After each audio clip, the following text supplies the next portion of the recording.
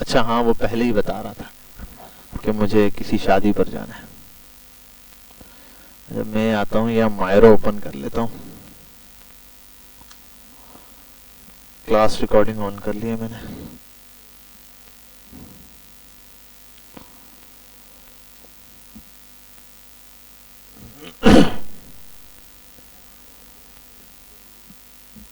अच्छा, आज हमने स्टार्ट लेना है अपने कोर्स का। कल तो हमारी मेनली इंट्रोडक्शन क्लास थी, हम क्या पढ़ेंगे, क्या चीजें देखेंगे, क्लास का बिहेवियर क्या है, कोर्स का नेचर क्या है। आपको पता चला होगा, आपने स्टार्ट लिया हुआ तो मे बी ये सिर्फ डिजिटल मार्केटिंग है, लेकिन अभी हमने बताया कि डिजिटल मार्केटिंग भी है, लेकिन उसके साथ बहुत सारी चीजें इसके अंदर क्या है, इंक्लूडेड है।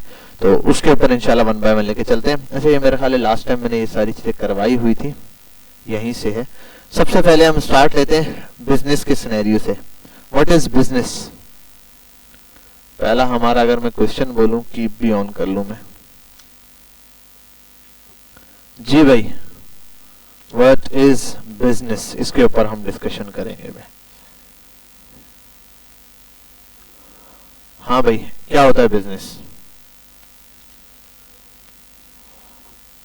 पैसा इन्वेस्ट करो, कोई एक्टिविटी हो और एट द एंड क्या निकल आए, प्रॉफिट निकल आ जाए। ठीक है, ये कोई भी चीज। अच्छा, एक शख्स है, ठीक है, उसने एक प्रोडक्ट उठाई और उसको मार्केट में बेच दिया, तो क्या ये बिजनेस होगा? डायरेक्टली बिजनेस है या नहीं है? बिजनेस है। और भाई कोई बिजनेस है? हाँ जी, क्या ये बिजनेस है? अच्छा, तीन चार चीजें होती हैं, उनको हम पढ़ते हैं जरा सा। एक होता है एम्प्लॉयमेंट। एम्प्लॉयमेंट क्या होता है? अच्छा, इससे भी पहले एक चीज होती है सर्वेंट। सर्वेंट क्या होता है? गुलाम। इसका क्या होता है? ये होता है 24/7, जो बोलोगे वो करेगा। ठीक है, आज के दौर में ये एग्जिस्ट नहीं करता। आपने सुना होगा पुराने जमानों में गुलाम होते थे। अगर इस्लामिक हिस्ट्री से बताऊं, हजरत बिलाल हबशी क्या थे? वो एक गुलाम थे, हबशी गुलाम थे।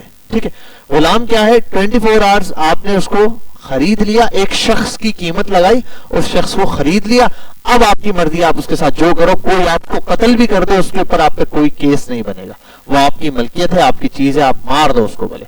हाँ, नॉर्मली कंडीशन में होता था एक शख्स ये रहा, दूसरा ये रहा, एक ने दूसरे को मार दिया तो कत्ल का बदला कत्ल होगा, ये तो एक चीज है। ठीक है, लेकिन एक सिनेरियो गुलाम जब आ गया, सर्वेंट, तो वहां पर क्या है, आप कत्ल भी हो सकते सब कुछ। तो ये सर्वेंट का कॉन्सेप्ट होता था पहले, गुलामों वाला, ये खत्म हो गया। अच्छा, इसके ऊपर भी पूरी फाइनेंसिंग और पूरा वो, ऐसा नहीं है कि एकदम से ये मार्केट के अंदर आके अल्लाह ताला ने फौरन से चीज लगाई और खत्म हो गया, और गुलामों के ऊपर फौरन से कोई चीज आई नहीं। बस अल्लाह ताला ने क्या रखा? कफारे की फॉर्म में रखा, एक स्टेप रखा कफारे की फॉर्म में। फॉर एग्जाम्पल, एक शख्स ने कोई गुनाह किया, या फॉर एग्जाम्पल कोई रोजा तोड़ दिया, इस टाइप का कोई काम किया, उसकी जगह कफारा देना, इतने गुलाम आजाद करो, इतने गुलाम आजाद करो। वो जो कॉन्सेप्ट है ना, गुलाम आजाद करके, क्योंकि अच्छा एक दफा में भी हो सकता था। फॉर एग्जाम्पल अल्लाह ताला, क्योंकि जो मुसलमान बन चुके थे वही करेगा ना। फॉर एग्जाम्पल, जिसने रोजा छोड़ा उसने गुलाम आजाद किया, इसका मतलब वो मुसलमान था, उसके दिल में डर है। ठीक है, या किसी बीमारी की वजह से, किसी भी उज़र की वजह से उसने अगर रोजा छोड़ दिया, या कोई नमाज, कोई ऐसी चीज छोड़ दी जिसके कफारे में उसने क्या दिया, एक गुलाम छोड़ा है, दो गुलाम छोड़े, ठीक है, आजाद किए गुलाम। तो अब वो जो शख्स है, इसका मतलब उसके दिल में खौफ खुदा भी था, मुसलमान भी था।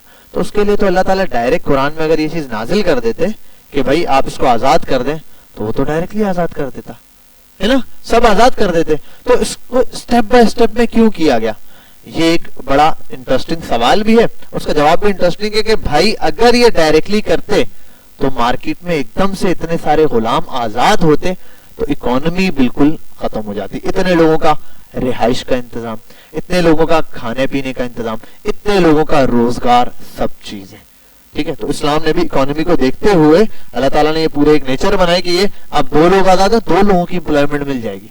अचानक से हर बंदे के ऐसा होता था, एक बंदे के पास 100 गुलाम भी होते थे उस टाइम। अगर वो 100 आजाद कर देगा तो अब मार्केट में 100 गुलाम आ गए, तो फिर क्या किया जाएगा उनके साथ? अब तो वो आजाद हो गए, अब उनको एम्प्लॉयमेंट भी चाहिए, सारी चीजें चाहिए। तो ये स्टेप बाय स्टेप होता रहा, और एक दौर आया कि एम्प्लॉयमेंट बिल्कुल खत्म हो गई, सॉरी ये सर्वेंट सिस्टम बिल्कुल खत्म हो। अगली चीज आती है एम्प्लॉयमेंट। ये क्या होता है? फिक्स या फिक्स आवर्स होते हैं इसके, ठीक है, फिक्स आवर्स होते हैं, कुछ का फ्लेक्सिबल होता है, इस टाइप की एम्प्लॉयमेंट होती है। आप इसको बोल दो 8, 9, 10 और या फिर और 12 आवर्स, ठीक है। ये इस आवर्स के बाद वो आपके कंट्रोल में नहीं है। दूसरी चीज ये, इस आवर्स में आप जो चाहे वो नहीं, जो आपने एग्री किया है, जिस बात के ऊपर रखा गया है, वो काम आप बस उससे करवा सकते हैं, ठीक है। ये क्या है, ऐसा एम्प्लॉयमेंट वाला स्टेज है। नॉर्मली आप देखें, हम बहुत सारे लोग एम्प्लॉयमेंट कर रहे होते हैं, जॉब्स कर रहे होते हैं, तो वो जो जॉब है वो ऐसा क्या है, एम्प्लॉयमेंट वाला पार्ट है। तो एक सर्वेंट सिस्टम था, वो खत्म हुआ, अब है एक एम्प्लॉयमेंट सिस्टम, जिसमें आप किसी के पास क्या करते हैं, जॉब करते हैं। ये रहा दूसरा सिस्टम। अगर मैं आ जाऊं तो क्या है, एक बंदा है जिसकी शॉप है, शॉप पे वो कुछ चीजें बेचता है, तो ये क्या होगा, उसका बिजनेस हो गया? नहीं, ये बिजनेस नहीं होगा, नहीं, रीसेलर भी नहीं होगा। ये असल में कहलाएगी सेल्फ एम्प्लॉयमेंट, ठीक है। खुद टाइम देगा तो काम चलेगा। अब फॉर एग्जांपल एक बंदा, यार मैं तो बिजनेसमैन हूं, ठीक है, आप क्या करते हो, भाई मेरा अपना कपड़ों का कारोबार है, कपड़े का क्या कारोबार है, दुकान है मेरी, परफेक्ट, आपकी एक दुकान है, लेकिन आप सेल्फ एम्प्लॉयमेंट है। आप, एक बंदा होता है किसी के पास जाके मजदूरी करता है, दूसरा होता है वो खुद की मजदूरी करता है। अब आप फॉर एग्जांपल, वो अपनी दुकान पर बैठेगा तो ही माल बिकेगा, वो 10 दिन कहीं घूमने निकल जाए तो क्या दुकान चलेगी उसकी, पीछे माल बिकेगा उसका? अगर नहीं बनाया हुआ सिस्टम, ठीक है, अगर नहीं बनाया हुआ क्या सिस्टम, नहीं बनाया हुआ सर्विस या प्रोडक्ट, जो भी चीज वो बेच रहा है उसका कोई सिस्टम नहीं बनाया हुआ, उसके होने पर ही है, तो अभी तक बिजनेस बिल्ड नहीं हुआ। हाँ, अगर कोई ऐसा दुकान वाला है जिसकी वो सिर्फ पैसे लेने चला जाता है, या 1 घंटा 2 घंटा बिजनेस को मुश्किल से देख लेता है, या ऑनलाइन देख लेता है, कहीं पर भी वो देख लेता है, उसका वहां होना जरूरी नहीं है, तो इट्स अ बिजनेस, ठीक है। अब 24 में आप जाए, बहुत सारी दुकानें हैं, दुकानों पे लोग सेल्फ एम्प्लॉयमेंट कर रहे हैं, ठीक है, लेकिन कुछ ऐसी चीजें हैं जो क्या है, एज अ बिजनेस चल रही है। फॉर एग्जांपल स्वाद बेकरी है, बेकरी की, स्वाद बेकरी की मल्टीपल ब्रांचेस हैं, लेकिन उसका मालिक हर दुकान के ऊपर तो नहीं बैठा हुआ ना, उसने एक सिस्टम बनाया है, एक सिस्टम बना के एक ब्रांच लॉन्च की, उसको पूरा सिस्टमेटिक कर दिया, उसकी फाइनेंसिंग देखना, उसकी इन्वेंट्री देखना, उसमें कस्टमर की एनालिटिक्स, हर चीज, सब चीजों पे काम किया, लॉन्च कर दिया, वो ऐसा एक बिजनेस चल रहा है। अब इसी तरीके से दूसरी ब्रांच लॉन्च की, तीसरी ब्रांच लॉन्च की, चौथी ब्रांच, तो इसी तरीके से दिलपसंद की मिसाल मौजूद है हमारे ये बेकरी सेक्टर के अंदर, ठीक है। अब ऐसी चीज जिसके अंदर आपको लगातार कंसिस्टेंट जुड़ा रहना पड़े उसके साथ, तो वो आपका सेल्फ एम्प्लॉयमेंट वाला काम कहलाता है। अच्छा, इसीलिए कंपनीज में ऐसा नहीं है, तो सर क्या फॉर एग्जांपल एक बड़ी कंपनी है, उसका जो है वो सीईओ है, उसका मालिक है, और वो इस कंपनी का सीईओ है, 2 वर्ड होते हैं, मैं 2 वर्ड बताता हूं आपको, ये वाला काम तो समझ गए, एक होता है फाउंडर एंड एक होता है सीईओ। अक्सर होता ना, I am the founder of this company, I am the founder and CEO of this company, मैं इस कंपनी का फाउंडर हूं और मैं इस कंपनी का चीफ एग्जीक्यूटिव ऑफिसर हूं। मैं सिर्फ फाउंडर हूं, एग्जीक्यूटिव ऑफिसर कोई और है, इन दोनों के अंदर क्या फर्क? अच्छा, एग्जीक्यूटिव ऑफिसर क्या होता है? कंपनी में सबसे टॉप लेवल का बंदा, जिसका डिसीजन चलता है पूरे बिजनेस के अंदर, जिसका डिसीजन पूरे बिजनेस में चलता है, हर चीज उसी के उस पर चलती है बिजनेस पे। वो बोल रहा है मार्केटिंग पे इतना चलाना है, ये चीज बेचनी है नहीं बेचनी, ये छोड़ दो बंद कर दो ये चला दो, वो एग्जीक्यूटिव मैनेजर होता है, ठीक है, वो है एग्जीक्यूटिव ऑफिसर। तो चीफ एग्जीक्यूटिव ऑफिसर, तमाम एग्जीक्यूटिव जितने भी उन सबके ऊपर ऑफिसर है वो बड़ा। लेकिन फाउंडर क्या है? वो बंदा फाउंडर भी हो सकता है। फॉर एग्जाम्पल, मैंने एक बिजनेस स्टार्ट किया, मैंने 2-4 बंदे रखे, सब कुछ किया, मैं इस बिजनेस का फाउंडर हूं, लेकिन अभी मैं खुद इनरोल होकर काम कर रहा हूं, तो ये वाला मेरा जो पार्ट है, this is the employment part, self employment वाला आप समझ लो, खुद एम्प्लॉयमेंट कर रहा हूं, मैं सीईओ हूं, कोई ना कोई रोल है, 2 घंटे दूं, 3 घंटे दूं, 1 घंटा ही दूं बिजनेस को, लेकिन मैंने देना लाजमी है, ठीक है, तो ये एज अ एम्प्लॉयमेंट में काम कर रहा हूं। एक कॉन्सेप्ट होता है सिर्फ फाउंडर। फाउंडर क्या है? असल में उसका पैसा है। अब एक पॉइंट आता है एक कंपनी के अंदर, क्या होता है, एक पॉइंट तक एक बंदा फाउंडर होता है और सीईओ भी बनता है, फाउंडर भी होता है, दोनों चीजें जब वो देख लेता है हर चीज ओके है, अब वो एक बंदा लाता है, उसको ट्रेन करता है, अपने साथ डिसीजंस लेना सिखाता है, सब कुछ, और उसको ट्रायल पे छोड़ता है साथ कि भाई आप देखो, लो डिसीजंस। जब वो देखता है भाई ये सारी चीजें संभालने लग गया है, अब उस कंपनी का सीईओ बना के खुद साइड पर हो जाता है। अब कहता है भाई ये कंपनी है, मैंने सारा सेटअप हर चीज बना के देख लिए, बस जैसा चल रहा है वैसा करता रहे सब कुछ। अगर कोई बहुत ही बड़ा डिसीजन लेना तो मुझसे मशवरा लेना, अब मैं बिल्कुल फ्री हूं।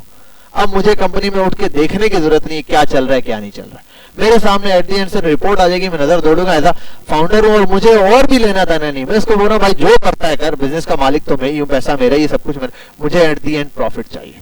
मंथ के एंड पे 2 दिन बाद 5 दिन बाद मुझे दिख रहा है प्रॉफिट है तो बेस्ट है, प्रॉफिट नहीं इसका मतलब ये गड़बड़ कर रहा है, अब मैं बिजनेस के अंदर इन होऊंगा। तो ये एज अ फाउंडर वाला काम होता है और ये क्या होता है एज अ सीईओ वाला। इसीलिए बहुत सारी जगहों पर बड़े बिजनेसमैन होते हैं, जैसे एलन मस्क टाइप के हो गए, बिल गेट्स टाइप के हो गए, ऐसे अक्सर जगहों पे इनका सिर्फ फाउंडर आता है और कुछ जगहों पर सीईओ भी आता है। जहां सीईओ आता है इसका मतलब वहां वो टीम के साथ बैठता है, ठीक है, और जहां फाउंडर आता है इसका मतलब ये उसने पूरा बनाकर जीरो से खड़ी की है, ठीक है। अच्छा एक और चीज भी अगर आप सुनो उसके अंदर आता है स्टेक होल्डर या शेयर होल्डर। ये कौन होते हैं भाई? फाइनेंस वाले, अकाउंटिंग वाले, स्टेक होल्डर्स। स्टेक होल्डर या आप बोल दो शेयर होल्डर्स, अब तो आसान हो गया, मतलब हाँ, दैट्स द पॉइंट।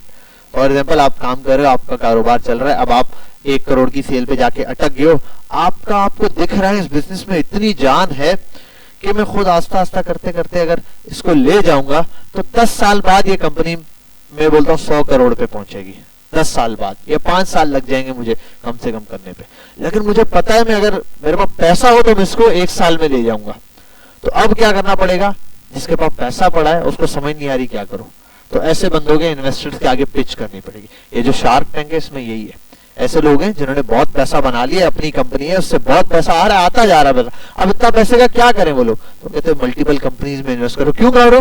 अपनी कंपनी तो है लेकिन कभी अगर वो डूबने लगेगी तो भाई एक कश्ती में नहीं है, मल्टीपल कश्तियों पे आपने अपना सामान रखा हुआ, तो ऐसा नहीं होगा कि एक डूबा तो कहानी खत्म हो गई, ठीक है, डिफरेंट जगहों पे आपने हो गया। तो यहाँ इन्होंने क्या किया हुआ होता है, कुछ ना कुछ इन्वेस्टमेंट की फॉर्म में ऐड किया होता है। तो ये जो इन्वेस्टमेंट है ये शेयर होल्डर्स है। अच्छा अब इसमें क्या फायदा सर, इन्वेस्टमेंट क्यों लेते हैं लोग? फॉर एग्जाम्पल अगर मैं इसके साथ डील कर रहा हूं तो मैं इसकी कंपनी का 40% ले लूंगा, मतलब जो प्रॉफिट बनेगा, मैं कंपनी में तो हिस्सेदार हूं 40% का, और जो प्रॉफिट होगा वो मुझे या तो उसके हिसाब से देगा या कंपनी के हिसाब से फिक्स करके देगा, दोनों में होता है। अब 2 चीजें होती है, एक ऐसा डेट दिया जाता है, मतलब ऐसा लोन दूंगा मैं इसको 1 करोड़ रुपए, 10 साल में इसने 1 करोड़ रुपए वापस करने, उसके ऊपर बाहर जितने भी होते हैं इंटरेस्ट चार्ज करते हैं, ठीक है।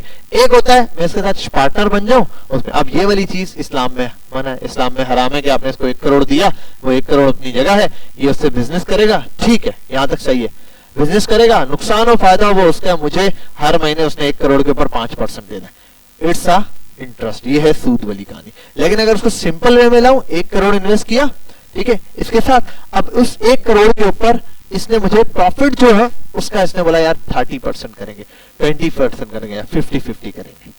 अब 1 करोड़ पे जो प्रॉफिट आएगा ना, 1 करोड़ तो मैंने लगाया था, उस पे जो भी प्रॉफिट आया, फॉर एग्जाम्पल 1 करोड़ पे 10% प्रॉफिट आया, 10 लाख रुपए, 5 मेरा 5 इसका, या मे बी 6 मेरा 4 इसका, या 6 उसका 4 मेरा। अब भाई 1 करोड़ तो मेरा था, मेहनत तो उसकी थी ना भाई, ठीक है, तो वो मेहनत के बदले पैसे ले रहा है और मेरे का कुछ नहीं करना था, मैंने 1 करोड़ मेरा वहीं का वहीं है। अब हाँ इसमें एक चीज है, अगर नुकसान भी होगा तो भी हम दोनों बराबर के शरीक हैं। तो ये है एक्चुअल सिनेरियो जो इस्लामिक पॉइंट ऑफ व्यू से सही है। बाकी हाँ जो इंटरेस्ट वाला काम है वो मैंने बता दिया, फिक्स है, उससे इनको लेना। तो बाहर जितने भी हैं दुनिया के बाकी फाइनेंशियल जो सिस्टम चल रहे होते हैं, बैंकिंग सिस्टम, उन सब में इंटरेस्ट बेस होता है। आप 1 करोड़ तो 5% आपको रिटर्न मिलेगा। आपकी कैपिटल अमाउंट कहते हैं जो आपने स्टार्ट बिजनेस शुरू करते हुए पैसा लगाया, वो कैपिटल अमाउंट है। 1 करोड़ दिया वो वहीं का वहीं रहेगा, बाकी उसके ऊपर जो ट्रांजैक्शन और उसके अंदर प्रॉफिट या लॉस होता है। लेकिन फिक्स के अंदर क्या होगा, ये तो शेयर होल्डर्स होते हैं ये। अब फायदा क्या है भाई इस तरह देने से? सर वो मेहनत भी कर रहा है, वो अपना 1 करोड़, अब 1 करोड़ तो नहीं है ना उसके पास तो 1 ही करोड़ है। अब फॉर एग्जाम्पल मैं कंसिडर करता हूं ये 1 करोड़ की सेल महीने में कर रहा था, कितनी? 1 करोड़ से, और 1 करोड़ के ऊपर हर महीने ये 10% नेट कमाता था। कितना? 10% कमाता था। तो कितने पैसे बनते थे इसके पास? 10% मतलब 1 करोड़ का 10% 10 लाख रुपए।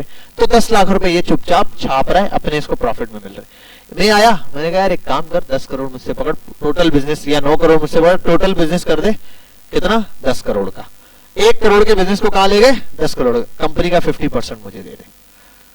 फॉर एग्जाम्पल ये मान गया इसने 50%, अब इसका क्या फायदा भाई, ये तो कंपनी का 50% दे चुका है सर, अब जो प्रॉफिट होगा 50%। अब जरा कैलकुलेट करते हैं, 1 करोड़ का 10% 10 लाख है, ठीक है, 10 लाख रुपए। तो एक महीने में फॉर एग्जाम्पल 1 करोड़ की सेल करता है, 10 लाख रुपए इसको मिलते हैं, अकेले 10 लाख रुपए मिलते हैं। अब किसी के साथ शेयर करने पड़ेंगे, जो प्रॉफिट होगा शेयर करके देखते हैं कितना मिलता है। 10 करोड़ रुपए का सेल की है, उसके ऊपर 10% कितना बनता है, 1 करोड़ रुपया। 1 करोड़ का क्या करना है, 50%, 50 लाख मेरा, 50 लाख इसका। ओवरऑल इसको क्या हुआ, जितना ये 5 महीने में कमाता था उतना 1 महीने में कमा। इक्विटी भरे डाइल्यूट हो गई, इक्विटी बेशक इसने आधी मुझे दे दी, आधी खुद रख ली, लेकिन eight the end of the day क्या हुआ, इस पैसा मकसद मैंने कहा ना, जब जज्बाती तौर पर सोचते हैं मेरा बिजनेस, मेरा भाड़ में गया बिजनेस, सब चीजें भाड़ है, पैसा मतलब है, प्रॉफिट मतलब है, जहां से मिल रहा है ले लो, ठीक है। अब वो प्रॉफिट दिख रहा है, इसको बोलेगा भाई 50% पे कर लिया, 40% पे कर लिया, ठीक है। अक्सर लोग होते 30, 40, 70 कर लेते। ये क्या है, जिसके पास जितना स्टेक ज्यादा है ना, उसके डिसीजन ज्यादा हो जाते हैं। अगर 50-50 होगा ना, तो एक मकसद है, कल को मैं आगे कोई वो कर देता हूँ ना, डंडी मार जाता हूँ, या मैं बोलता हूँ किसी चीज में आगे स्टॉप कर देता हूँ, किसी डिसीजन में रोक देता हूँ, तो अब डिसीजन दोनों का इक्वल है। किसका डिसीजन माना जाएगा, वो फाउंडर है, मैं भी तो को फाउंडर हूँ। अब को फाउंडर दोनों 50% होंगे तो इक्वली। अक्सर इस वजह से आप देखेंगे, शार्क टैंक देखना शुरू करेंगे तो ये चीज आपको वहां समझ आएगी। वो लोग डील देते हैं, बोलते हैं चल ठीक है कंपनी का 50%, वहां तो 50% तो छोड़ो, लोग 3-3, 4-4, 5-5% पे होते हैं। लेकिन छोटी कंपनियों वाले भी आते हैं जिनका आइडिया अच्छा होता है, ये कहते हैं यार मार्केट में और कोई नहीं कर रहा, तेरी कंपनी में बढ़ा दूंगा, 50% दे दे। फिर बताए वो लोग क्या करते हैं, सामने वाले सब कुछ हो जाता है, एंड पे वो करते हैं अच्छा चलो 51%, 51 और 49। आप ये समझ रहे हो कि 51% के लिए क्यों लड़ रहा है, ताकि eight the end of the day decision मेरे हाथ में रहे, आखिरी डिसीजन मेरा ही निकलना चाहिए। तो वो 1% के लिए भी लड़ रहे होते हैं, और उसके ऊपर डील कैंसिल भी हो जाती है, कभी एग्री भी हो जाते हैं, ठीक है। तो ये 1% भी बहुत ज्यादा मायने रख रहा होता है जी। क्या चीज मैंने कहा ना, इंटरेस्ट बेस्ड जितना भी है, देखो इस्लामी वो तो बिजनेस तो एक्चुअल है ना, बिजनेस तो एक्चुअल है। ये लोग जो पैसा लगाते हैं ना, उस पर जो कमा रहे होते हैं वो इंटरेस्ट ले रहे होते हैं लोग। अब ये दो तरह से, कुछ में मैंने कहा ना हिस्सेदार बनते हैं, ये लोग प्रॉफिट के कंपनी की शेयर लेते हैं, बोला यार ठीक है 50-50 कंपनी का। अब ये सूद नहीं है, अब तो जो काम करेंगे फायदा नुकसान दोनों का है। लेकिन कभी कभार ये लोग क्या कहते हैं, यार ठीक है तेरा आइडिया अच्छा लग रहा है, लेकिन मैं रिस्क नहीं लेना चाहता, मैं अपना तेरे को पैसों की जरूरत है, हाँ मैं 1 करोड़ देता हूँ तुझे, ले ले, 5 साल बाद 1 करोड़ वापस करना, लेकिन उस 1 करोड़ के ऊपर मुझे फिक्स इंटरेस्ट 5%, 10% दे देना, 2% दे देना। अब वो 2 लाख रुपए उसने हर सूरत में देने, चाहे वो बिजनेस में नुकसान में हो कुछ हो, तो वो अब देने, जब देने पक्के है ना, तो ये सूद है, ठीक है। लेकिन अगर मैं बोलता 1 करोड़ रुपए दे रहा हूं बिजनेस में, मुझे इक्विटी दो इतने %, अब बिजनेस करेंगे, फायदा नुकसान। अच्छा एक और चीज, जब मैंने 1 करोड़ दे दिया ना और इंटरेस्ट बेस है, तो मैं बोलूंगा बाहर में जाए, मुझे पैसे देता रहे। लेकिन जब मैं शेयर लूंगा ना, अब क्या है कि अब अगर नुकसान होगा तो मेरा भी तो होगा, अब मैं भी हाथ पैर मारूंगा, अब मैं भी आइडियाज दूंगा, अब मैं भी डिसीजन लेने दूंगा। मैंने कहा ना वो जो जंग चल रही होती है 50% 40, वो इस वजह से होती है कि भाई तेरे डिसीजन गलत है, वो क्यों बोल रहे हो भाई, इससे नुकसान हो जाएगा, क्योंकि मैंने भी तो पैसा लगाया है। वो बोलेगा भाई मैंने यहाँ तक पहुंचाया, मुझे पता है, बोलेगा यार नहीं यहाँ डूब जाएगा। तो दो लोग फिर म्यूचुअल अंडरस्टैंडिंग से जो भी डिसीजन लेना होता है वो लेते हैं। यहाँ तक बात समझ आ गई? तो ये सीईओ या फिर फाउंडर। अच्छा यहाँ तक जो है ना कॉन्सेप्ट क्या है, अगर इसको भी ले लूं मैं, ये भी सेल्फ एम्प्लॉयमेंट वाला, तो मेनली क्या है, सर्वेंट सिस्टम होता था, एम्प्लॉयमेंट सिस्टम है अभी भी, ठीक है, सेल्फ एम्प्लॉयमेंट है, बिजनेस नहीं है। एट द एंड बिजनेस क्या है, ये है सिस्टमेटिक प्रॉफिट जनरेटिंग।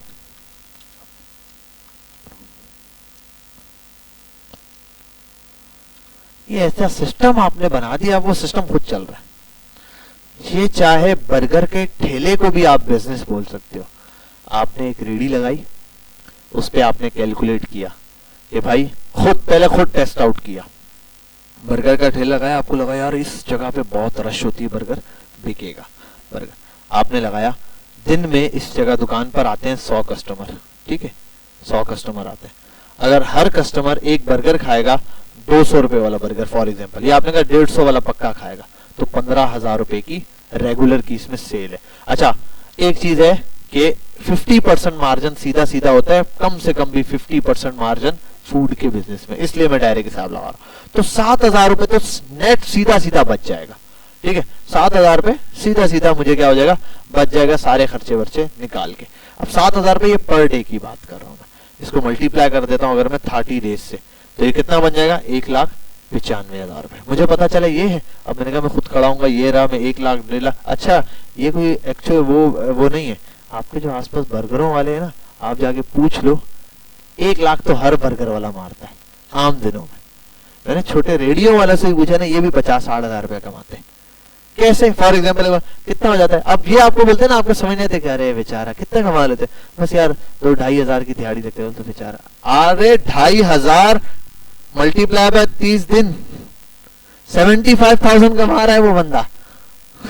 वो सुबह जॉब के लिए नहीं जाता, अपनी मर्जी से 3-4 बजे 2 बजे उठकर आता है, अपनी रेडी लगाता है, ठीक है, और वो ये काम करता है। तो वो 2-2.5 हजार रुपए अगर कमा रहे हैं, और ये एवरेज है, मिनिमम है, कभी ज्यादा भी मारता है, एक दिन अचानक से होता है ज्यादा कोई चीज बिक जाती है बिजनेस के अंदर, ये वाली चीज।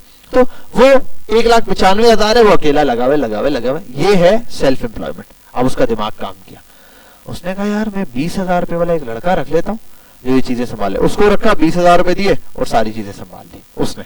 अब वो आ रहा है, बर्गर बना रही है, आपने ये देखना शुरू किया। अब आप एज अ कैश काउंटर बैठ रहे, अब आपने क्या किया, थोड़ा और सिस्टम अपग्रेड किया, कुछ और चीजें लगाई, थोड़ी एडवर्टाइजमेंट पे काम किया। आपने कहा हर महीने में 10,000 या 20,000 निकालूंगा या 5,000 निकालूंगा, जिसपे थोड़ा बिजनेस के ऊपर खर्चा करूंगा। फॉर एग्जांपल कुर्सियां चेंज करूंगा, 10 और किस्म के शशके ऐड करूंगा, ठीक है, ये लगाया। थोड़ी मार्केटिंग करूंगा, बोर्ड लगाऊंगा, थोड़ी ऑफर्स लगाऊंगा, उनके अंदर जाएगा तो मैं 10-20 हजार रुपए निकाला, अपना प्रॉफिट कम किया, अभी प्रॉफिट पे अभी खेल रहा है। उससे उसने क्या किया, 5-10 हजार, 15 हजार, 20 हजार रुपए लगाना शुरू किया। अब ये जो पैसे उसने लगाए हैं ना, 10,000, 5,000, 20,000 जो ये इन्वेस्ट कर रहा है, ये क्या है, मार्केटिंग करे कि कस्टमर बढ़े। अब कस्टमर बढ़े, अब उसने देखा यार जो 1,95,000 वाली सेल थी, फॉर एग्जांपल पहले कितने कस्टमर आ रहे थे रोज के, मैंने कहा 100 कस्टमर आ रहे हैं। अब उसको मैंने बढ़ा दिया, मैंने कहा अब तो यार 120 कस्टमर आ जाएगा, ठीक है, 150 वाला लेगा। 18,000 की सेल मल्टीप्लाई बाय 30 दिन, अब ये और ऊपर चले गए। सिर्फ 3-4 कस्टमर बढ़ाने से अमाउंट डबल ट्रिपल होना शुरू हो गए। तो अब यहां पर एक चीज समझ आएगी यार, अगर रेगुलर बेसिस पर इतने कस्टमर आ रहे हैं और इतने वाली प्रोडक्ट बाय कर रहे हैं, 120 कस्टमर आने लग गए, इतना मेरे पास सेल जनरेट हो रही है। अगला पॉइंट क्या होगा उसका, नेक्स्ट पॉइंट, अब वो बोलेगा यार मुझे कैश वाला काम देखना पड़ता है। कैमरा लगाएगा, ठीक है, सेटअप रखेगा, यहीं पर कैश लिया जाएगा, लिख के लगाएगा कस्टमर की अवेयरनेस के लिए।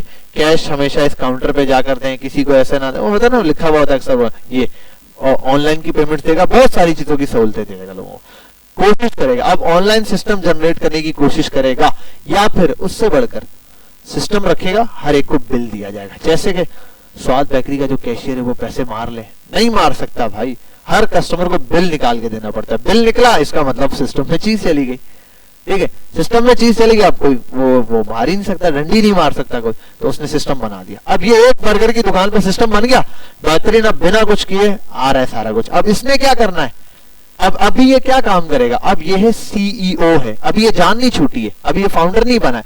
कैशियर रख लिया, कैशियर ही नहीं, आप उस कैशियर को मैनेजर भी बोल दो, मैनेजर भी वही है, कैशियर भी वही है, मैनेज भी वही कर रहा है, उसको समझा दिया सारा काम ये रहा।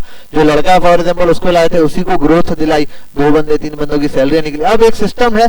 अब मैं बोलता हूं कितना पहले कमा रहा था ये, 1,95,000 कमा रहा था। मैं बोलता हूं ये सिर्फ और सिर्फ कुछ भी नहीं कर रहा, ये बंदा इनकी सैलरी में देख के इसको सिर्फ 50,000 रुपए बच रहे। ये 50,000 रुपए 1,95,000 से बेहतर है, 2 लाख से बेहतर है। आप बोलोगे 2 लाख तो ज्यादा है सर, 50,000 कैसे बेहतर है?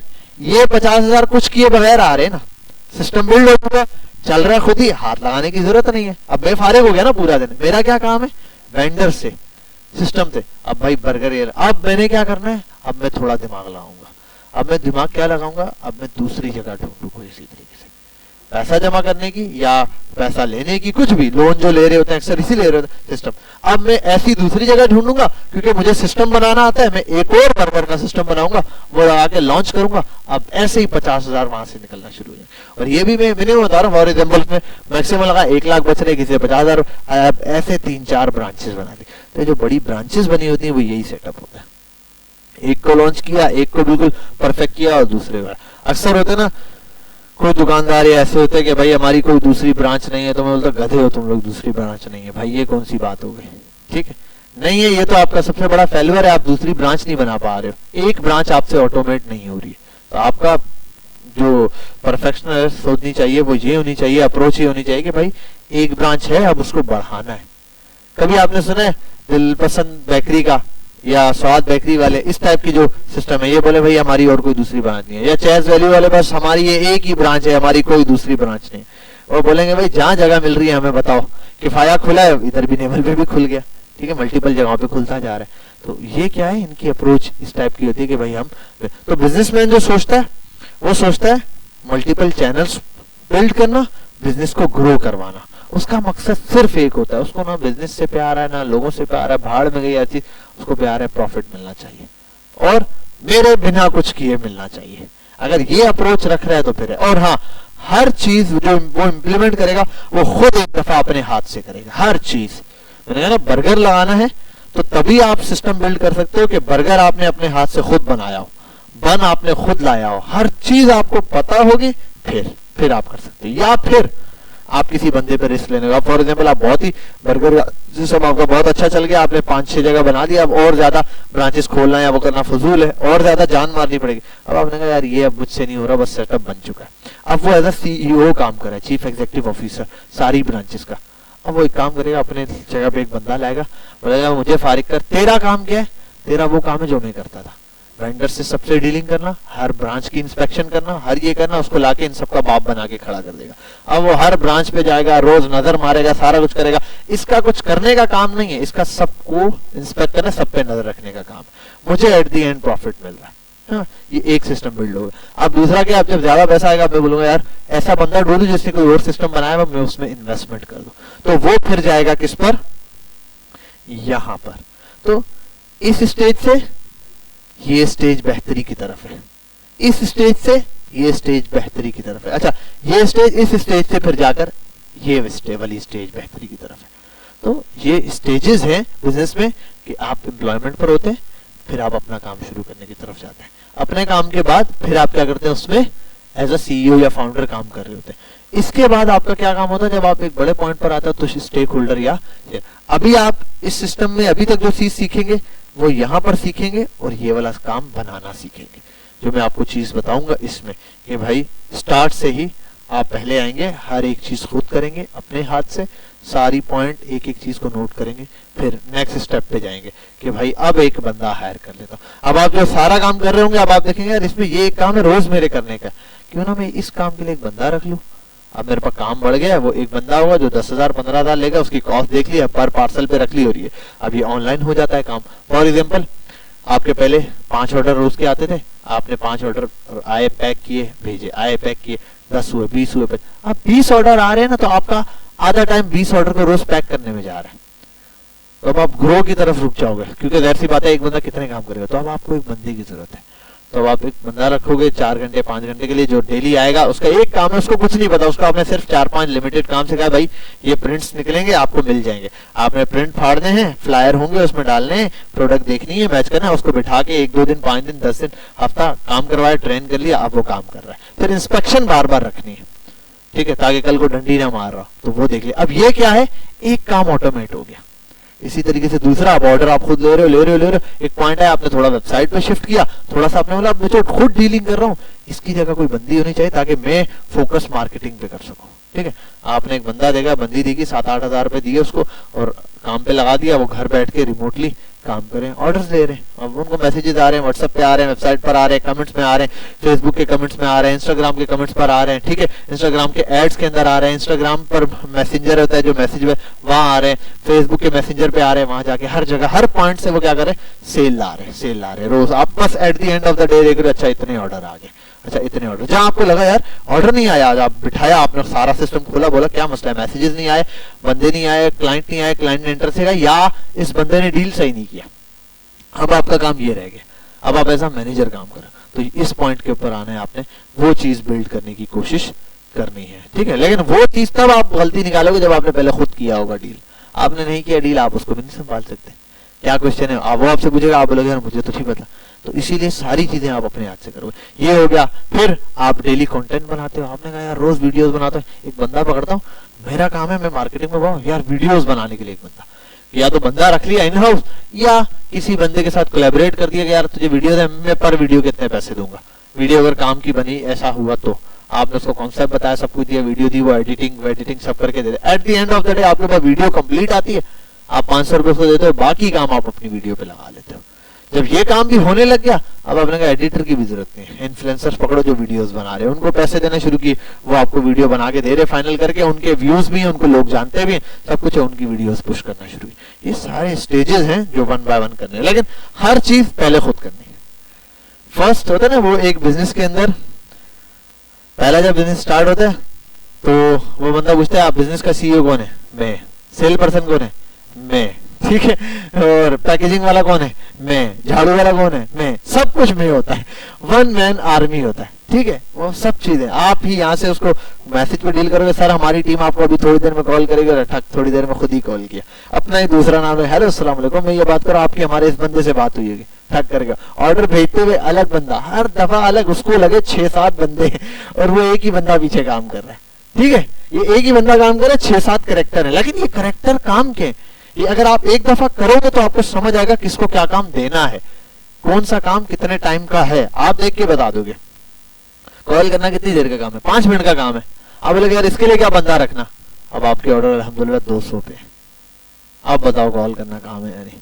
कोई कॉल उठाएगा, किसी को 2 बार करनी पड़ेगी, कोई कॉल उठा लेगा, ठीक है, समझ नहीं आएगा, वो दोबारा कॉल करेगा, तो अब इसके लिए तो टाइम पीरियड चाहिए ना, आप बंदे की जरूरत पड़ेगी। तो हर चीज के लिए सिस्टम बिल्ड होगा, लेकिन वो तब होगा जब एक दफा आप अपने हाथ से करेंगे। तो ये मेनली स्टेजेस हैं, ये आपके जहन में होंगे ना, तो आपको पता होगा अभी मैं इस स्टेज पर हूँ, अभी मैं इस स्टेज पर हूँ, अभी मैं अल्हम्दुलिल्लाह इस स्टेज पर तो हम हैं भी नहीं होंगे, ठीक है।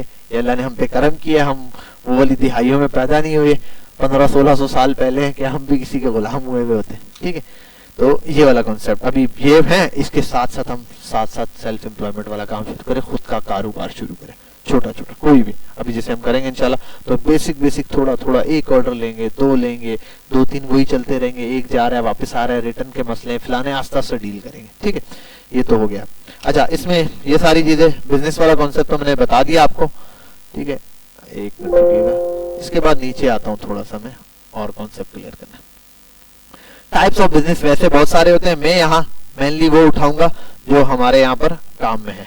टाइप्स ऑफ बिजनेसेस, आप क्या क्या ऑनलाइन बिजनेस कर सकते हो, ऑनलाइन बिजनेस के अंदर क्या क्या चीजें जो आप मेनली कर सकते हैं, ठीक है, उसके ऊपर डिस्कशन करते हैं। अच्छा हाँ, B2 बताओ B2B होता है और B2C होता है। एक तो ये जबरदस्त। अच्छा, अब इसमें और भी बहुत सारी वो बन जाते हैं, फिलाना C2 ये B2B, C2C भी बनता है, कस्टमर टू कस्टमर भी बनता है, वो क्या है मैं बता दूंगा, बिजनेस बहुत सारे, ठीक है। एक तो है B2B क्या है? अच्छा, ये असल में टाइप्स ऑफ बिजनेस है, इसमें क्या है, बिजनेस टू बिजनेस, ऐसा कारोबार जिसमें आप जो प्रोडक्ट बना रहे हो, वो जो आप बेचोगे वो एंड यूजर को नहीं दे रहे हो, वो किसी बिजनेस वाले को दे रहे हो, वो उसको इस्तेमाल कोई बिजनेस वाला ही कर रहा है, वो आपका एंड यूजर नहीं है। For example, cold drink company cold drink बनाती है, उसका कंज्यूमर कौन है, हम लोग हैं, हम पीते। लेकिन फॉर एग्जाम्पल वो कोल्ड ड्रिंक बनाने में एक्सपर्ट है, वो अभी बोटल्स नहीं बनाती, बोतल कोई और कंपनी बना के देती है। अब वो बोतल बनाने वाली कंपनी कोल्ड ड्रिंक वाली कंपनी को बोतल दे रही है, तो क्या वो कंपनी जो कोल्ड ड्रिंक वाली कंपनी वो बोतल खुद इस्तेमाल करेगी? उसका कंज्यूमर कौन है? कंज्यूमर मतलब जो यूज करता है कंज्यूमर, वो हम है, कंज्यूमर हम है, लेकिन वो सामने वाले को दे रहा है, वो उसको दे रहा है जो बिजनेस ही कर रहा है। तो ये है B2B बिजनेस। क्या हो गया? इसी तरीके से जो बड़े होलसेलर बैठे होते हैं वो बड़ी दुकानों वालों को देते हैं, तो वो क्या, ये भी B2B बिजनेस चल रहा है उनका, बिजनेस टू बिजनेस। यहाँ से क्या वो चीज उठाते हैं। अच्छा, इनकी डीलिंग सब कुछ अलग होता है। फॉर एग्जाम्पल सर B2B बोलने से क्या होगा, वो भी तो उसके लिए तो वो कस्टमर ही है ना। हाँ, कस्टमर है। यहाँ बहुत सारी डिफरेंट चीजें, यहाँ रिकरिंग सर्कल बहुत बड़ा है। रिकरिंग सर्कल का मतलब रिपीटेशन फॉर्म बहुत ज्यादा है। अब एक दफा मैं इससे माल उठाऊंगा, ठीक है, अब मैं उठाता रहूंगा, 10 साल बिजनेस कर रहा हूँ। होता है लोगों का, यार हम इस बंदे से तो हम 20 साल से काम कर रहे हैं, इसके साथ हम 10 साल से काम कर रहे हैं। अब कौन सा कस्टमर बहुत कम मिलेगा आपको कि भाई मैं 10 साल से इसी से आटा ले रहा हूँ, ठीक है, बहुत मुश्किल होगा। इससे ले लिया तो उससे ले लिया, कोई चीज है और भी मल्टीपल चीजें तो लोग इधर उधर से ले लेते हैं। लेकिन यहाँ क्या है, B2B के अंदर मेजोरिटी ऑफ टाइम ये रिकरिंग सर्कल बहुत जल्दी भी होता है और बहुत ज्यादा भी होता है। दूसरा ये, यहाँ क्रेडिट का काम अच्छा चलता है। यहाँ क्रेडिट पर भी माल दिया जाए। फॉर एग्जांपल एक बंदा आपके साथ 2 साल से काम कर रहा है तो सिर्फ कैश भी करेगा क्या? अब 2 साल से कर रहा है, एक पॉइंट ऐसा आएगा आप उससे 2-2 लाख का माल जाओगे, सर बोलोगे हाँ यार 2 लाख का माल चाहिए, बोलेगा आ जाओ उठा लो, ले लो, ले जाओ। पैसे वैसे की बात भी नहीं हुई, क्या पैसे देने कितने देने सब बाद में हिसाब होता रहेगा। ठीक है, इतना ट्रस्ट लेवल, तो यहाँ ट्रस्ट भी बिल्ड होता है। ठीक है, लॉयल क्लाइंट्स भी बनते हैं, सब कुछ है। ये है B2B बिजनेस। B2B मार्केट्स भी है ऑनलाइन। अच्छा, B2C क्या है? बिजनेस टू कस्टमर, ऐसा काम जो डायरेक्ट कस्टमर को सेल आउट। अब इसमें बहुत सारी एग्जांपल है। हर वो चीज जो डायरेक्ट कस्टमर को सेल आउट की जाती है वो क्या है? B2C है। अब उसकी मिसाल है, हमारे पास बहुत सारे ब्रांड है, आप जितने भी ब्रांड उठा लो, मेजॉरिटी ऑफ ब्रांड्स क्या है? B2C है, बिजनेस है उनका, वो डायरेक्ट कस्टमर को या कंज्यूमर को, कस्टमर या कंज्यूमर दोनों। अच्छा, दोनों में फर्क होता है, एक कस्टमर होता है, एक कंज्यूमर होता है। जब कंज्यूमर को सोचते हैं तो क्या सोचते हैं कि इसने इस्तेमाल करना है, प्रोडक्ट बनाई कंज्यूमर के हिसाब से जाती है। ठीक है, और मार्केटिंग या सेलिंग करने के पर्पज से कस्टमर के हिसाब से सेल की जाती है। फॉर एग्जाम्पल, पैम्पर का कंज्यूमर कौन है? बच्चे। कस्टमर कौन है? पेरेंट्स। एड बनेगा पेरेंट्स को मद्देनजर रखते हुए कि पेरेंट्स को बताया जाए कि क्या है कि पैम्पर के ये फायदे हैं, क्योंकि पेरेंट्स से खरीदे। लेकिन इस्तेमाल करते हुए प्रोडक्ट कैसी बनाई जाएगी कि बच्चे को इससे कैसे कंफर्टेबल फील होगा इसके अंदर, तो वो यूज करने वाला कौन है? इसी तरीके से स्कूल्स की बहुत सारे सिस्टम्स होते हैं। इसी तरीके से आजकल वो एक टॉयज वाला ब्रांड चल रहा है, मेरे जहन से उसका नाम निकल गया, अक्सर आता है, मैं स्क्रॉल करता हूँ मेरे पास ऐड आ जाता है, उसका नाम याद आएगा तो मैं बताऊंगा। ये टॉयज वाला एक ब्रांड है, तो उसमें एक डॉक्टर बैठी हुई थी, वो डॉक्टर तो नहीं आप बोलोगे उसको, साइकोलॉजिस्ट होती है फॉर एग्जांपल, जो नफ्सियात के ऊपर पढ़ती है, वो आगे बैठी हुई डॉक्टर, और वो खिलौने बेचने वाले बंदे ने, जो बच्चों के खिलौने बेच रहे हैं, उन लोगों ने साइकोलॉजिस्ट को हायर किया कि आप हमारे खिलौने की एडवर्टाइजमेंट करें। अब बंदा बोलेगा अबे भाई वो जो साइकोलॉजिस्ट है, साइकोलॉजी पढ़ाने वाली, वो क्यों खिलौने बेचेगी? कॉन्सेप्ट बड़ा प्यारा है। वो बैठ के बता रही है पेरेंट्स को, बच्चे के बारे में, वो पेरेंट्स को, क्योंकि कस्टमर खरीदेगा कौन? हाँ, इस्तेमाल बच्चे कर रहे हैं, भले खेलेंगे बच्चे लेकिन खरीदना पेरेंट्स हैं। तो वो पेरेंट्स को बता रहे हैं बच्चे की साइकोलॉजी ऐसी होती है कि बच्चा जब छोटा होता है तो जो चीज, तो अच्छे उनको खिलौने दिलाने चाहिए, अगर पजल्स के गेम हो, ये हो वो, फिर ठक करके उठा के रखा, इनके ब्रांड में ये चीज अवेलेबल है जिससे बच्चे की ये वाला ग्रोथ होगी, माइंड की ये ग्रोथ होगी, वो ग्रोथ होगी। मंजन बेचती है उसे, कुछ मिला के बाद ही उसने प्रोडक्ट बेच डाली। अब पेरेंट्स को खिलौना लेना था, अब वो अपने बच्चे के लिए उस हिसाब का खिलौना लेंगे, समझ आ गया? क्योंकि बच्चे के लिए तो कोई मसला नहीं है, बच्चा तो जो दिखेगा वो उठा लेगा, लेकिन उन्होंने क्या किया कि पेरेंट्स को टारगेट किया। तो कस्टमर उसका कौन है? पेरेंट्स है। कंज्यूमर कौन है? वो बच्चा है जिसने उस प्रोडक्ट से खेलना है। लेकिन प्रोडक्ट बनाई फिर भी ऐसी जाएगी कि इंटरेक्शन करे किसको? बच्चे को। फॉर एग्जाम्पल, अब पेरेंट्स को इंटरेक्शन कर रहे हैं, सब कुछ है, लेकिन खिलौने वही रंग बिरंगी कलर में होंगे, ग्रीन, पर्पल, ब्लू, रेड, ऐसे अजीब येलो, ऐसे कलर के। ये नहीं होगा कि आप पेरेंट को दे रहे हैं तो ब्लैक एंड व्हाइट कलर के खिलौने आ रहे और बच्चा बोल रहा है क्या दे दिए। ठीक है, रंग बिरंगी उसको चाहिए, बच्चे को तो कलर्स चाहिए ना, बहुत सारे डिफरेंट कलर्स देख के बच्चा जाएगा, तो कलरफुल खिलौने बनाए जाएंगे कंज्यूमर को देखते हुए। लेकिन उसकी जो एडवर्टाइजमेंट हो रही है वो किसको देखते हुए हो रही है? कस्टमर को देखते हुए हो रही है। तो ये जब आपका बिजनेस का पॉइंट क्लियर होगा ना, ये आपको बताएगा आपने मार्केटिंग किस सेंस से करनी है, आपने प्रोडक्ट के किस सेंस से काम करना है। B2B बिजनेस भी होते हैं, उसके लिए भी ऑनलाइन भी प्लेटफॉर्म है, आप ऑनलाइन के ऊपर भी उनको अप्रोच कर सकते हैं। अच्छा, B2B में सर्विसेज बिजनेस भी बहुत सारे आ जाते हैं, ये तो मैंने छोटी मोटी मिसाल दी। फॉर एग्जाम्पल, एक कंपनी है जो डिजिटल मार्केटिंग करती है, ठीक है। अच्छा, इसमें एक चीज पॉइंट में ऐड कर देता हूँ, ये तो चलो B2B है, इसमें ना अगले टाइप्स में बता देता हूँ। बिजनेस के अंदर ये टाइप्स है अप्रोचेस ऑफ बिजनेस के अंदर, ठीक है। लेकिन बिजनेस में बेची दो चीजें जा सकती हैं, ठीक है। ये या तो प्रोडक्ट बेस होता है, बेस ऑफ बिजनेस बोल दो, प्रोडक्ट बेस्ड बिजनेस होता है, या फिर सर्विस बेस्ड बिजनेस होता है। प्रोडक्ट बेस्ड बिजनेस क्या होगा? कोई प्रोडक्ट बेची जा रही होगी। सर्विस बेस्ड बिजनेस क्या होगा? कोई सर्विस बेची जा रही होगी। फॉर एग्जाम्पल, अच्छा अब दोनों के अंदर है, ठीक है। प्रोडक्ट बेस्ड बिजनेस, कोई ऐसी प्रोडक्ट जो B2B बिजनेस टू बिजनेस बेची जा सकती है, जैसे मैंने कहा बॉटल्स, या और आसान मिसाल देता हूं, शॉपर्स। जो शॉपर बनाने वाले हैं वो क्या आपको डायरेक्टली आके शॉपर देते हैं, जी शॉपर ले लें आप दुकान से शॉपिंग करेंगे? वो बेचता किसको है? दुकान वाले को शॉपर देता है, शॉपकीपर को। अब वो शॉपर्स दे रहा है शॉपकीपर को, लेकिन शॉपकीपर ने खुद नहीं यूज करना, उसने कंज्यूमर को देना है, अपने कस्टमर्स को देना है जिसने उसको इस्तेमाल करना है। तो शॉप वाला, शॉपर सेल करने वाला बिजनेस कौन सा है? B2B। अच्छा ये यही नहीं है, और बहुत सारे हैं जो आप ये देख लो कि यार वो कौन से ग्लास होते हैं, वो जो नॉर्मल ग्लासेस नहीं होते, आर्टिफिशियल वाले ग्लास, सॉरी हाँ डिस्पोजेबल वर्ड निकल गया, डिस्पोजेबल ग्लासेस जो हमारे पास जो ग्लास है, सॉरी जितने भी हमारे पास डिस्पोजेबल ग्लास है ना, ये भी ऐसे ही है। B2B मेनली काम चल रहा है, बिजनेस चल रहा है, आपको इंडिविजुअल आके नहीं भेजा, और ये क्वांटिटी में काम होता है। आप बोले सर ये लोग गिलास तो कस्टमर की भी यूज है तो कस्टमर को बेचे, मसला ये है तो सही, क्वांटिटी में एक एक कस्टमर को पकड़ के एक एक दो दो गिलास देंगे क्या? बहुत मुश्किल काम है, ये क्वांटिटी में देते हैं। इसमें यहाँ काम क्वांटिटी बेस हो रहा होता है B2B में। अच्छा अब ये B2B में प्रोडक्ट बिजनेस भी हो सकता है, प्रोडक्ट बेस्ड बिजनेस भी, आप उसको कोई प्रोडक्ट दे रहे हैं। दूसरा सर्विस बेस्ड बिजनेस भी हो सकता है। सर्विस बेस्ड कैसे बिजनेस हो सकता है? एक एजेंसी है सोशल मीडिया के हवाले से कंटेंट बना के देती है, अब वो कंटेंट किसको? कस्टमर को बना के देगी क्या? नहीं, उसका कस्टमर खुद एक बिजनेसमैन है। मैं प्रोडक्ट सेल करता हूं, अब मुझे प्रोडक्ट में मसला आता है, यार मेरा सोशल मीडिया हैंडल करना मुश्किल है, और ये एक एजेंसी है, उसका बिजनेस है, सर्विस बिजनेस प्रोवाइड कर रही है, वो सर्विस किसको दे रही है? डायरेक्ट मुझे दे रही है। ठीक है, तो मैं कौन हूं? उसका कस्टमर तो हूं, लेकिन मैं खुद भी, तो ये B2B बिजनेस वाला कॉन्सेप्ट है कि बिजनेस टू बिजनेस ये डील की जा रही है। फिर वो उसको यूज कौन करेगा? आगे कस्टमर कर रहा होगा। ठीक है, मैं कस्टमर के लिए यूज कर रहा हूं। अच्छा अब यही चीज सेम आती है जैसे प्रोडक्ट बेस के ऊपर, सर्विस बेस में।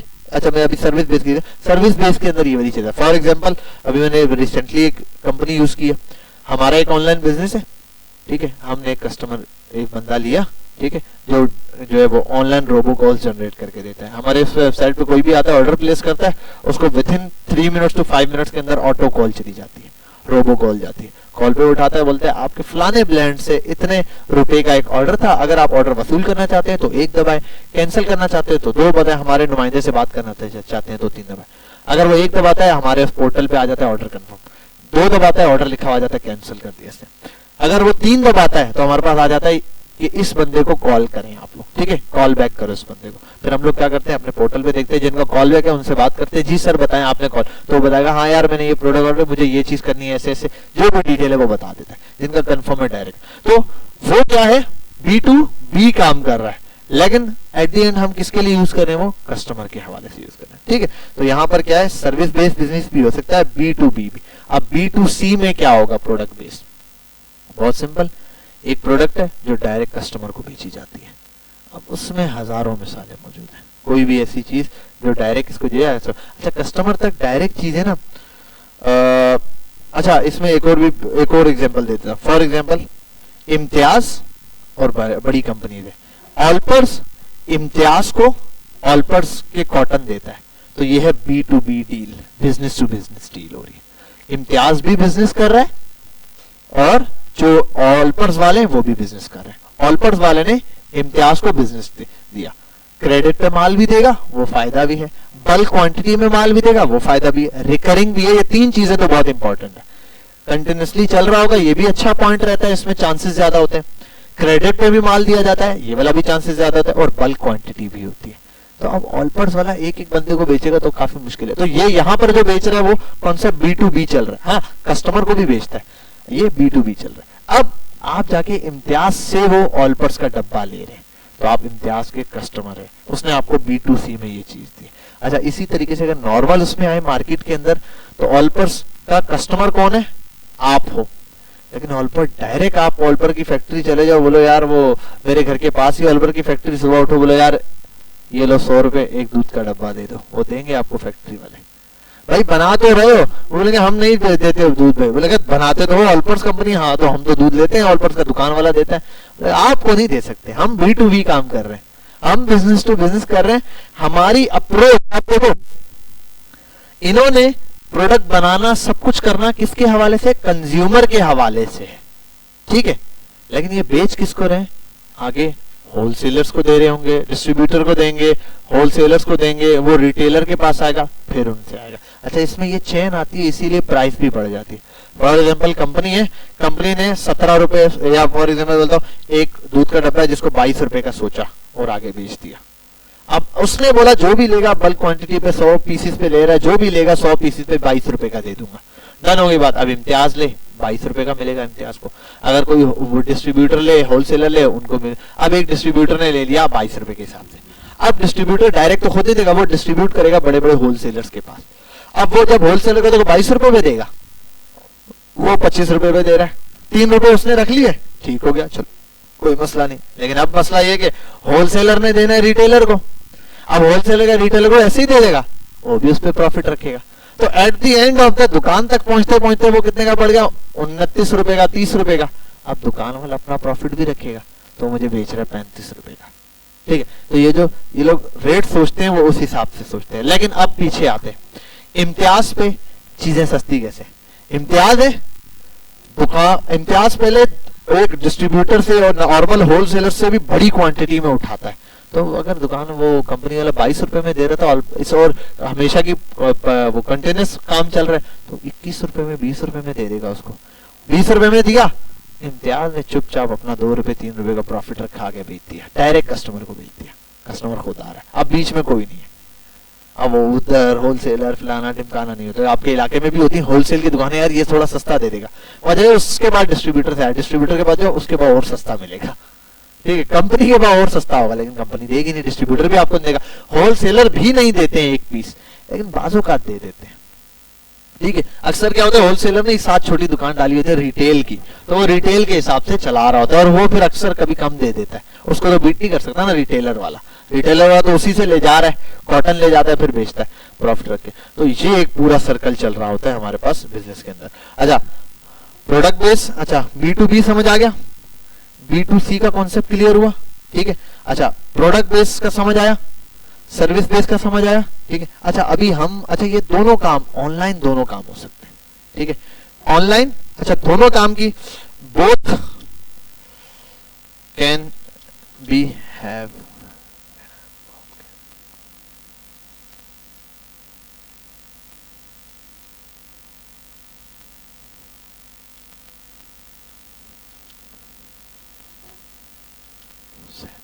सेल के लिए दोनों के पास मीडियम है, क्या? Online and offline. अच्छा, सर्विस बिजनेस में एक और भी एग्जांपल आ गई थी मेरे दिन में, बाइकिया वाले। बाइकिया क्या करता है आपको? अरे ये बिल्कुल हैंग की हो गया। हाँ, बाइकिया क्या करता है? बाइकिया एक सर्विस बेस्ड बिजनेस है, बाइकिया सर्विस दे रहा होता है। ठीक है, बाइकिया का मैं ले। अच्छा, इसी तरीके से एक और बिजनेस होता है उसकी, वो भी बता देता हूं। जैसे ये हैं, क्या नाम है इनका, KFC हो गया, मैकडोनल्ड हो गया, इनका भी बिजनेस है। ये क्या करते हैं? बर्गर बेचते हैं। इनका मेन क्या काम है? बर्गर बेचने का? नहीं, इनका मेन काम है फ्रेंचाइज बिजनेस का। ये बर्गर नहीं बेचते, इनका बर्गर बिजनेस है ही नहीं, इनका फ्रेंचाइज मॉडल है। ये कहते हैं हमारे नाम की फ्रेंचाइज खोलो, आपने बर्गर बेचना है, स्टैंडर्ड सब कुछ हमारे हिसाब से होगा। इसको फ्रेंचाइज वाले पैसे देते हैं, ये असल पैसा ये प्रोडक्ट पे नहीं कमा रहे कि बर्गर कितना बेच रहे, ये फ्रेंचाइज बेचते हैं, क्योंकि इनके नाम की फ्रेंचाइज बिक जाएगी। देखो, एक बंदा है जिसने डिफेंस में बर्गर की शॉप खोलनी है, सिंपल बात है। अब वो कोई नए काम से खोलेगा, ब्रांडिंग करनी पड़ेगी, मार्केटिंग, ऐसा नहीं कि चलेगा नहीं, बहुत सारे खुले हुए होंगे, चल भी रहे होंगे, लेकिन ब्रांडिंग करनी पड़ेगी, मार्केटिंग करनी पड़ेगी, नाम बढ़ाना पड़ेगा, सब कुछ, और फिर जाके फिर टेस्ट में सब मेंटेन करना पड़ेगा, तब जाके लोग आपके क्लाइंट बनेंगे। लेकिन एक है कि आपने जगह ले ली, फॉर एग्जांपल आपने जाके बोला यार मैं जो है वो बर्गर बेचना है, वो बोलेंगे आओ वेलकम, वो आपको एक फ्रेंचाइज बना के दे देंगे, खुद ही सब कुछ अपने हिसाब से, पैटर्न वैटर्न सब डिसाइड करेंगे अपने हिसाब से, रेसिपीज भी अपने हिसाब से होंगे, आपको बोलेंगे प्रोडक्ट बेचो पैसा कमाओ, हमें सिर्फ फ्रेंचाइज का किराया दे दो। तो ये जो कमा रहे होते हैं इनको नहीं पता, पूरे दिन में एक बर्गर भी ना बिके, इनको क्या लेना देना, इनको एक बर्गर से मतलब नहीं है, इनको मतलब है किराए से। ये असल में फ्रेंचाइज किराए पे देके पैसा कमा रहे होते हैं, समझ आई बात? तो जो एक्चुअल मैकडोनल्ड या KFC वाले हैं ना, उनका बिजनेस फ्रेंचाइज बेस है। अगर 50 फ्रेंचाइजीज है, एक में सेल कम हुई, एक में ज्यादा, बोलते भाड़ में जाए सेल, हमें किराया आ रहा है, चुपचाप हम फ्रेंचाइज का किराया ले रहे हैं, ये कॉन्सेप्ट चला रहे हैं। अच्छा सर, इसका मतलब सेल डाउन होने से इन्हें फर्क नहीं पड़ता? इन्हें फर्क पड़ता है। सेल डाउन होगी, बिजनेस लॉस में जाएगा, बिजनेस लॉस में जाएगा तो कोई बिजनेस चलाएगा? वो बोलेगा भाई भाड़ में गया, तुम्हारे नाम पे मैंने इसलिए KFC के नाम पे खोला था कि लोग आएंगे, लेकिन KFC के नाम पे आजकल बदनामी चल रही है, लोग बॉयकॉट कर रहे हैं, तो मैं क्यों तुम्हारे इस पे खोलूं, बंद कर देगा, वो कहीं और शिफ्ट हो जाएगा, किसी और नाम से बेचेगा। समझ आ गई बात? तो ये है इनका कॉन्सेप्ट जी। हाँ नहीं स्कूल में अब डिपेंड करता है क्या है, लेकिन स्कूलिंग सिस्टम जो है ना वो तो अब बड़े स्कूल्स बोल दूं जैसे बीकन हाउस है, ठीक है, फिर हमारे पास ये एजुकेटर्स वाले हैं, इनका फ्रेंचाइज सिस्टम भी हो सकता है, ठीक है। मैं भी अगर एक बंदा बोले यार आप एजुकेटर है, चलो आप मेरे नाम से ये चला लो, स्टैंडर्ड यही रखना, अब स्टैंडर्ड की जिम्मेदारी, असल चीज होती है स्टैंडर्ड। जब कोई मेरे नाम से बेच रहा है ना तो उसको स्टैंडर्ड वो रखना पड़ेगा, क्योंकि अब वो बोले भाई ठीक है मुझे आपका सिर्फ नाम चाहिए, अब यहाँ एक स्कूल खुल रहा है, अब मैं एक बोल रहा हूँ यार मैं एक स्कूल खोल रहा हूँ 24 के अंदर, मैं फीस जो है ना 5,000 रुपये रखूंगा, कोई देगा फीस? नहीं देगा। लेकिन मैं अगर एजुकेटर का नाम साथ लगाऊंगा दे देंगे, ठीक है। क्यों देंगे 5,000 एजुकेटर के नाम पे? क्योंकि उनको पता है एजुकेटर का तो स्टैंडर्ड अच्छा होगा, तो एजुकेटर वाला बोलेगा ठीक है आप वो कर लो, मुझे मंथली इतने पैसे दे देना, ठीक है बिजनेस सही है। लेकिन अब वो सिर्फ पैसे नहीं लेगा, बोलेगा लेकिन स्टैंडर्ड मेरे हिसाब से रहना चाहिए। अगर स्टैंडर्ड मेरे हिसाब से नहीं फिर फायदा नहीं, उल्टा मेरा नाम डुबो दोगे, जो मेरे सिस्टम चल रहे हैं वो भी खराब हो जाएंगे, ठीक है। तो स्कूल्स में ये वाला सिस्टम भी होता है और मेनली ये भी होता है कि भाई अपना ही चला रहे हैं सारी, ठीक है। तो दोनों कॉन्सेप्ट बना सकते हैं इसमें, आप ये वाला काम भी कर सकते हो और इस तरह की सर्विस भी दे। तो दोनों के अंदर ऑनलाइन चांसेस भी हैं और ऑफलाइन मार्केट भी अवेलेबल हो। सर्विसेज के अंदर भी जैसे मैंने कहा सर्विस में ऑनलाइन सर्विस भी आप दे सकते हो किसी को, और फिजिकल जाकर भी किसी को कोई सर्विस प्रोवाइड की जा सकती है, ठीक है। तो मल्टीपल इस तरह है। अब फिजिकल सर्विसेज के अंदर अगर मैं एग्जांपल दे दूं, फॉर एग्जांपल वो है गार्ड्स की।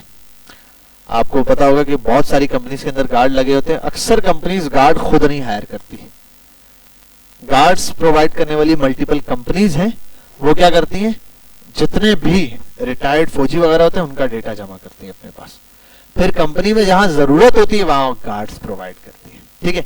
इसी तरीके से प्रोटोकॉल्स होती है, ये प्रोटोकॉल्स में पीछे बंदे घूम रहे होते हैं, तो वो क्या करते हैं इस टाइप की कंपनीज। अब वो कंपनीज सिर्फ प्रोवाइड नहीं करते, उनकी पूरी जिम्मेदारी होती है, क्योंकि देखो मुझे हायर करना है तो मैं एक बंदा रखूंगा, मुझे इसकी छानबीन सब कुछ करना पड़ेगा, बहुत मसला है। अब मैं किस किस को छानबीन करूं, हर बंदे को ये क्या मुझे नहीं, मतलब कंपनी क्या करेगी, वो उसका काम ही है उस कंपनी का, वो सब एट द एंड मुझे एक बंदा प्रोवाइड कर देगी और बंदों की कॉस्ट जो है वो मुझे मिल रही होगी और हम बंदों को सैलरीज दे रहे होंगे या पे कर रहे होंगे। मैं भी हम बंदा वहां लगवा के उसके ऊपर कोई चार्जेस ले रहे हैं, उसकी सैलरी का 10%, 5%, 2% जो भी, ठीक है, वो हम डायरेक्टली चार्ज कर रहे होंगे। तो ये भी एक क्या है सर्विस बेस्ड में, जैसे कि आप उसमें कोई सर्विस प्रोवाइड कर रहे हो, तो eight the end of the day आप सर्विस भी प्रोवाइड कर सकते हो। अच्छा फ्रीलांसिंग में भी यही है, सर्विस प्रोवाइड की जाती है, कोई ना कोई आप क्या कर रहे होते सर्विस। अच्छा फ्रीलांसिंग के कॉन्सेप्ट में भी यहाँ पर भी बता दो, डिजिटल वे में आऊं तो एक बंदा है सॉफ्टवेयर बना के बेच रहा है,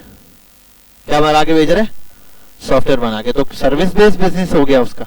नहीं, प्रोडक्ट बेस्ड है, उसने आपको एक प्रोडक्ट दी है, एक सॉफ्टवेयर बना के दी है, तो ये ऐसा प्रोडक्ट बेस्ड बिजनेस हो गया, प्रोडक्ट बनाकर उसने कोई दी है आपको, ठीक है। ये एक है सर्विस बेस्ड बिजनेस, उसके अंदर क्या है कि आपकी प्रोडक्ट बनी हुई है, उसके हवाले से कोई सर्विस दे रहा है आपको, उसकी मेंटेनेंस की सर्विस दे रहा है, उसके अंदर और कोई फंक्शंस और कोई फंक्शनैलिटीज के ऊपर वर्किंग करने इस टाइप की सर्विसेज दे रहा है, ठीक है। तो प्रोडक्ट बेस्ड और प्रोडक्ट इसीलिए होता है क्या नाम है उसका, सास बेस्ड बिजनेसेस होते हैं, सास बेस्ड होता है service software as a services, तो उसमें क्या है सॉफ्टवेयर को प्रोवाइड किया जाता है एज अ सर्विस की फॉर्म में, कि भाई यार ये सॉफ्टवेयर हैं, ये हम ऐसा कुछ होते हैं सॉफ्टवेयर वो एज अ सर्विस प्रोवाइड किए जाते हैं। For example license based software होता है, आपने जाके किसी कंपनी में इंस्टॉल कर लिया, हमारे यहाँ बड़े अच्छे साथी हैं, आगा आसिफ नाम है उनका काम है सॉफ्टवेयर का, लेकिन वो साइट एरिया में तकरीबन आप ये समझ 60-70% के ऊपर कंपनीज के अंदर उनका होल्ड है सॉफ्टवेयर की, वो तो एक जमाने से कर रहे हैं ओरेकल के ऊपर,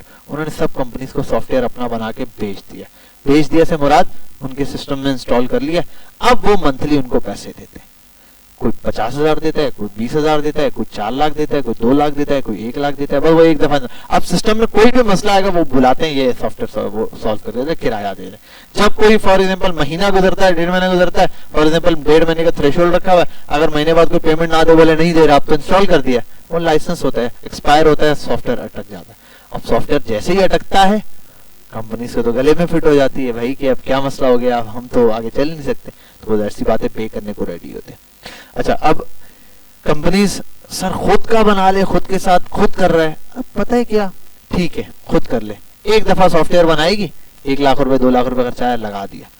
अब मसला बताइए, जब सॉफ्टवेयर होता है बहुत सारी चीजों के लिए ना कंपनी को क्या करना पड़ता है। अगर एक कंपनी जिसका आईटी का काम नहीं है, काम उसका कुछ और है, आईटी थोड़ी सी ऐड है, अब वो उसको क्या करना, आईटी का डिपार्ट बनाना पड़ जाएगा। अगर सारी चीजें खुद करवानी है तो आईटी का क्या करना पड़ेगा, डिपार्ट बनाना। अब डिपार्ट बनाने में 10 मसले, उसका मैनेजर रखना पड़ेगा, उसमें बंदा रखना पड़ेगा, आईटी के ऊपर नीचे जिस टाइप का पूरा एक सिस्टम बना के, फिर बंदे की अलग कॉस्ट है, बंदा बीमार भी होगा, 10 किस्म है, उसको अलाउंसेस भी देने हैं, 10 किस्म के जो सिस्टम है कंपनीज के वो करने। लेकिन बाहर आउटसोर्स किया ना तो भाड़ में जाए जो भी है, मेरा सॉफ्टवेयर बंद हुआ, मैं फोन करूंगा भाई पहुंच इधर आजा और कर। फॉर एग्जाम्पल इंटरनेट की, आप बाहर इलाके में इंटरनेट आपके इलाके में वो बंदा दे रहा है और आपने देखा यार इंटरनेट अच्छा ऐसे बनता है, ये मुझसे 1500 रुपए लेता है, मैं एक बैटरी सिस्टम रखूं, ये रखूं, ये करूं, ये 2-4 डिवाइसेस लगाऊं, एक दफा का खर्चा है 20,000 30,000, उसके बाद सारी जिंदगी चलता है, आपने लगा दिया, सेट है। लेकिन अब कोई भी मसला आएगा आपको खुद बैठ के सॉर्ट आउट करना है। अब आप लगे रहो उस इंटरनेट के कनेक्शन को सेट करने में। वहां ये है कि बंद हुआ, आपने उठाया फोन, आपने पैसे दिए 1500 रुपए 2000 रुपए, फोन करना शुरू, ठक बंद क्यों हुआ, नेट क्यों बंद हुआ, नेट उसके गले फिट हो जाओ। बात समझ आ रही है? तो सर्विस बेस के अंदर ये होता है, आपकी पंचायत नहीं है, ये फलाना ढिमकाना, आपको कुछ नहीं देगा, आपको बस एक बनी बनाई चीज मिल रही है, तो ये है सर्विस बेस है। तो इसीलिए लोग सर्विस बेस की तरफ जाते हैं। अच्छा, हम जो मेनली कॉन्सेप्ट रखते हैं, मैंने वैसे इसके अंदर भी काम किया हुआ है, सर्विस बेस्ड बिजनेसेस के अंदर भी काम किया हुआ है, जहाँ सर्विस प्रोवाइड की जाती है, दूसरा है प्रोडक्ट बेस के अंदर भी काम किया। लेकिन सबसे ज्यादा सर्विस बेस के अंदर पंचायत बहुत है और सर्विस बेस्ड बिजनेस बहुत ज्यादा डिफिकल्ट है। इसमें सबसे मुश्किल काम होता है प्रॉफिट मार्जिन निकालना, और सर्विस बेस्ड बिजनेस स्केल पर आप जाओ तो एक प्रॉफिटेबिलिटी की तरफ जाता है, लो पॉइंट के ऊपर इसको करना बहुत मुश्किल है, बहुत ज्यादा मुश्किल हो जाता है। बड़ी बड़ी कंपनी जिसकी मिसाल है एयरलिफ्ट, आपने नाम सुना होगा, एयरलिफ्ट आके पाकिस्तान में बंद होकर चली गई, ठीक है, इस तरीके से और बहुत सारे यहाँ आए। अब ये और इसमें कंपटीशन भी बहुत आ जाता है, उबर, करीम, येंगो, फलाना, बाइकिया, पता नहीं क्या क्या है, ठीक है, इस तरह। ये तो एक एग्जांपल है, इस तरह और भी बहुत सारी हैं मल्टीपल जगहों पे ये सर्विस बिजनेस। और सर्विस बिजनेस में थोड़ी सी कॉम्प्लिकेटेड। अच्छा, प्रोडक्ट बेस्ड बिजनेस, अच्छा मैं सर्विस बिजनेस के ऊपर भी एक क्लास लूंगा, थोड़ा सा डिटेल में समझाऊंगा आपको। और प्रोडक्ट तो हमारा पूरा कोर्स ही प्रोडक्ट के अराउंड घूम रहा होगा, तो हम मेनली किस चीज को लेके चल रहे होंगे, प्रोडक्ट बेस्ड बिजनेस को। अब आते हैं थोड़ा सा आगे, 4-5 पॉइंट है अभी जो बिजनेस समझ गए सारी चीजें। अब एक चीज समझते हैं अप्रोचेस में, एक होता है ट्रेडिशनल बिजनेस, ठीक है, इसके भी कुछ हैं प्रॉज एंड कॉन्स, और उसमें क्या क्या चीजें होती हैं चलो हम ये देखें। अरे यार ये बटन दबा, ठीक है। ट्रेडिशनल बिजनेस क्या होता है भाई? ट्रेडिशनल बिजनेस में, ट्रेडिशनल बिजनेस नॉर्मल, अच्छा एक चीज मैं बता देता हूँ, कोई भी बिजनेस है, कोई शॉप है, ऑनलाइन स्टोर है, कुछ भी, एट दी एंड शॉप होती है, उसके अंदर कोई ना कोई एक एक्टिविटी होती है, ठीक है। उस एक्टिविटी पे मैं बोलता हूँ एक्टिविटी, और उस एक्टिविटी के अंदर होता क्या है, प्रोडक्ट है, प्रोडक्ट होती है, ठीक है। अच्छा इस पूरे को ही बोल दो एक्टिविटी है, असल में प्रोडक्ट जो है वो आप सेल करते हैं, ठीक है। उसको सेल करने पे एट दी एंड आपके पास क्या आता है, प्रॉफिट जनरेट होता है। कोई भी ऑनलाइन करो या फिर आप वो कर रहे हैं ऑनलाइन सेल कर रहे हो या शॉप पे सेल कर रहे हो, दोनों में मकसद यही है, कुछ एक्टिविटी की, एक प्रोडक्ट है, उसको सेल किया, एट दी एंड क्या लिया, प्रॉफिट ले लिया। तो ये टोटल जर्नी होगी, चाहे वो शॉप हो, ऑनलाइन हो या ऑफलाइन हो, दोनों के अंदर हम यही कॉन्सेप्ट करेंगे। ट्रेडिशनल बिजनेस मतलब ये जो हमारे जो नॉर्मल शॉप वाले बिजनेस होते हैं, इनके लिए कुछ फैक्टर्स हैं, मैंने नोट डाउन किए हुए होते हैं। पहले तो सिंपल कुछ चीजों पर आ जाता हूं। हमारे पास क्या होती है, एक शॉप होती है, ठीक है। सबसे पहले अच्छा मैंने वो B2C पे पढ़ा दिया, प्रोडक्ट बेस पढ़ा दिया, ये कॉन्सेप्ट करवा दिया, और टाइप्स ऑफ बिजनेस बता दिया। ट्रेडिशनल बिजनेस आ जाएगा हमारे पास, ठीक है। अब आओ यहाँ पे, सबसे पहले यहाँ पर क्या होता है, आपको क्या रिक्वायर्ड है, एक दुकान है, जीरो से सोचते हैं। आज हमारे उमर भाई ने एक कारोबार करने का सोचा। उमर भाई ने कहा यार मैं जो है वो कोई दुकान डालता हूँ, ठीक है, और कोई चीज सेल करने में उन्होंने प्रोडक्ट वगैरह की रिसर्च की, एट द एंड सोचा यार मैं एक शूज की दुकान डालता हूँ, ठीक है। शूज बेचने, एंड में क्या, एंड गोल क्या है, शूज बेचने। अब शूज बेचने हैं, अब दो कॉन्सेप्ट है इनके पास, या तो मैं ऑनलाइन सेल करूं या तो मैं शॉप रखूं। अब दोनों कंडीशंस को हम रखते हैं। शॉप रखने के लिए सबसे पहले आएंगे, वो एक शॉप चाहिए इनको, ठीक है। मैं प्रोडक्ट क्या है मैं बोल दूंगा, फॉर एग्जांपल यहाँ उमर भाई का कॉन्सेप्ट लेते हैं। उमर भाई स्टार्टेड बिजनेस, उमर भाई want to start business of shoe, ठीक है। सोर्स अवेलेबल, उमर भाई के पास सोर्स अवेलेबल है इसलिए वो शूज का बिजनेस करना चाह रहे हैं, ठीक हो गया। तो अब उन्होंने कहा, किसी ने कहा यार तो शूज का बिजनेस करना है यार, 24 में मार्केट में है, मार्केट के अंदर आप जाओ, वहां एक शॉप ले लो, शॉप ऑन रेंट, रेंट पर एक शॉप लेनी पड़ेगी। शॉप ले ली तो बस काम बन गया, शूज रखे बेचना शुरू। सबसे पहले एडवांस देना पड़ेगा। मार्केट में बैठे हो, अब फॉर एग्जांपल मार्केट में कहीं और कोने खांचे में ले लोगे तो बिकेगा नहीं। मार्केट में क्यों जा रहे हो? क्योंकि मार्केट में ऑलरेडी पब्लिक आई हुई है। अगर किसी कोने खांचे में चले जाओगे, दुकान मिल जाएगी किराए में, फ्री में, कोई अपनी घर के बाहर लगा लो, कुछ भी ऐसा कर लो, लेकिन मसला है वहां मार्केटिंग नहीं हो पाएगी, आपकी सेल नहीं होगी। सेल चाहिए तो आप मार्केट में उतरोगे, ठीक है। मार्केट में अपनी शॉप लोगे रेंट पे तो एडवांस होगा 50,000, 50,000 या 1 लाख या 1 लाख रुपीज, ठीक है।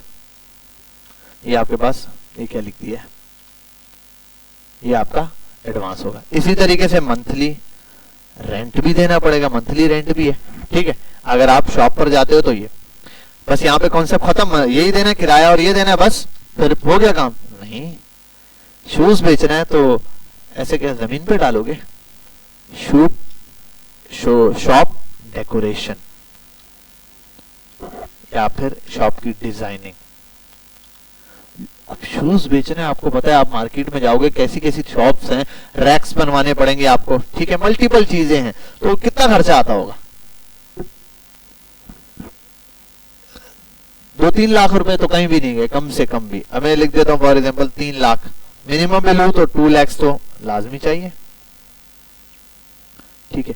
ये तो आपके पास लाजमी हो गया, एडवांस भी दिया आपने, मंथली रेंट भी दोगे आप लोग, शॉप को डेकोरेट करना है शुरू में। वो करने के बाद अब आप बैठोगे शॉप पर, अब क्या आएगा आपके पास? लाइट भी तो चाहिए, लाइट का बिल भी होगा, ठीक है। शॉप पे चलो लड़का यहाँ पर भी जाके आगे करना पड़ेगा, शुरू में आप खुद डील कर रहे हो तो चलो ठीक है। इलेक्ट्रिसिटी बिल ये होगा। अच्छा, इसी के साथ रेगुलर के एक्सपेंसेस भी होंगे। रेगुलर एक्सपेंसेस में क्या आता है? मार्केट में बैठे हो दैट से रेगुलर एक्सपेंसेस बहुत सारे, लंच हो सकता है, लंच, टी, ठीक है, एटसेट्रा। हाँ, पानी, ये भी एक, अच्छा बोलना बड़ा आसान है लेकिन डेली बेसिस पर हो तो पता चलता है वाटर एक्सपेंस भी एक बड़ा एक्सपेंस बनता है। ये सारा तो आपके पास कम से कम है, ठीक है। और अब नई नई शॉप खुली है, रोज की सेल भी अभी कंसिडर नहीं कितनी है, 20,000 कर लोगे, 30,000 कर लोगे। एट दी एंड ये सब करने के बाद आई थॉट कि आप महीने का मंथली, अच्छा और एक और चीज वो क्या है? Physical have physical presence. ये बड़ी इंपॉर्टेंट चीज है, प्रेजेंस वहां पर आपकी जरूरी है, ठीक है। अच्छा, कस्टमर कहां तक का आएगा? 24 में हो तो इस्लामाबाद का भी कस्टमर आएगा, लाहौर से आएगा, लाहौर से भी आएगा, क्यों आएगा?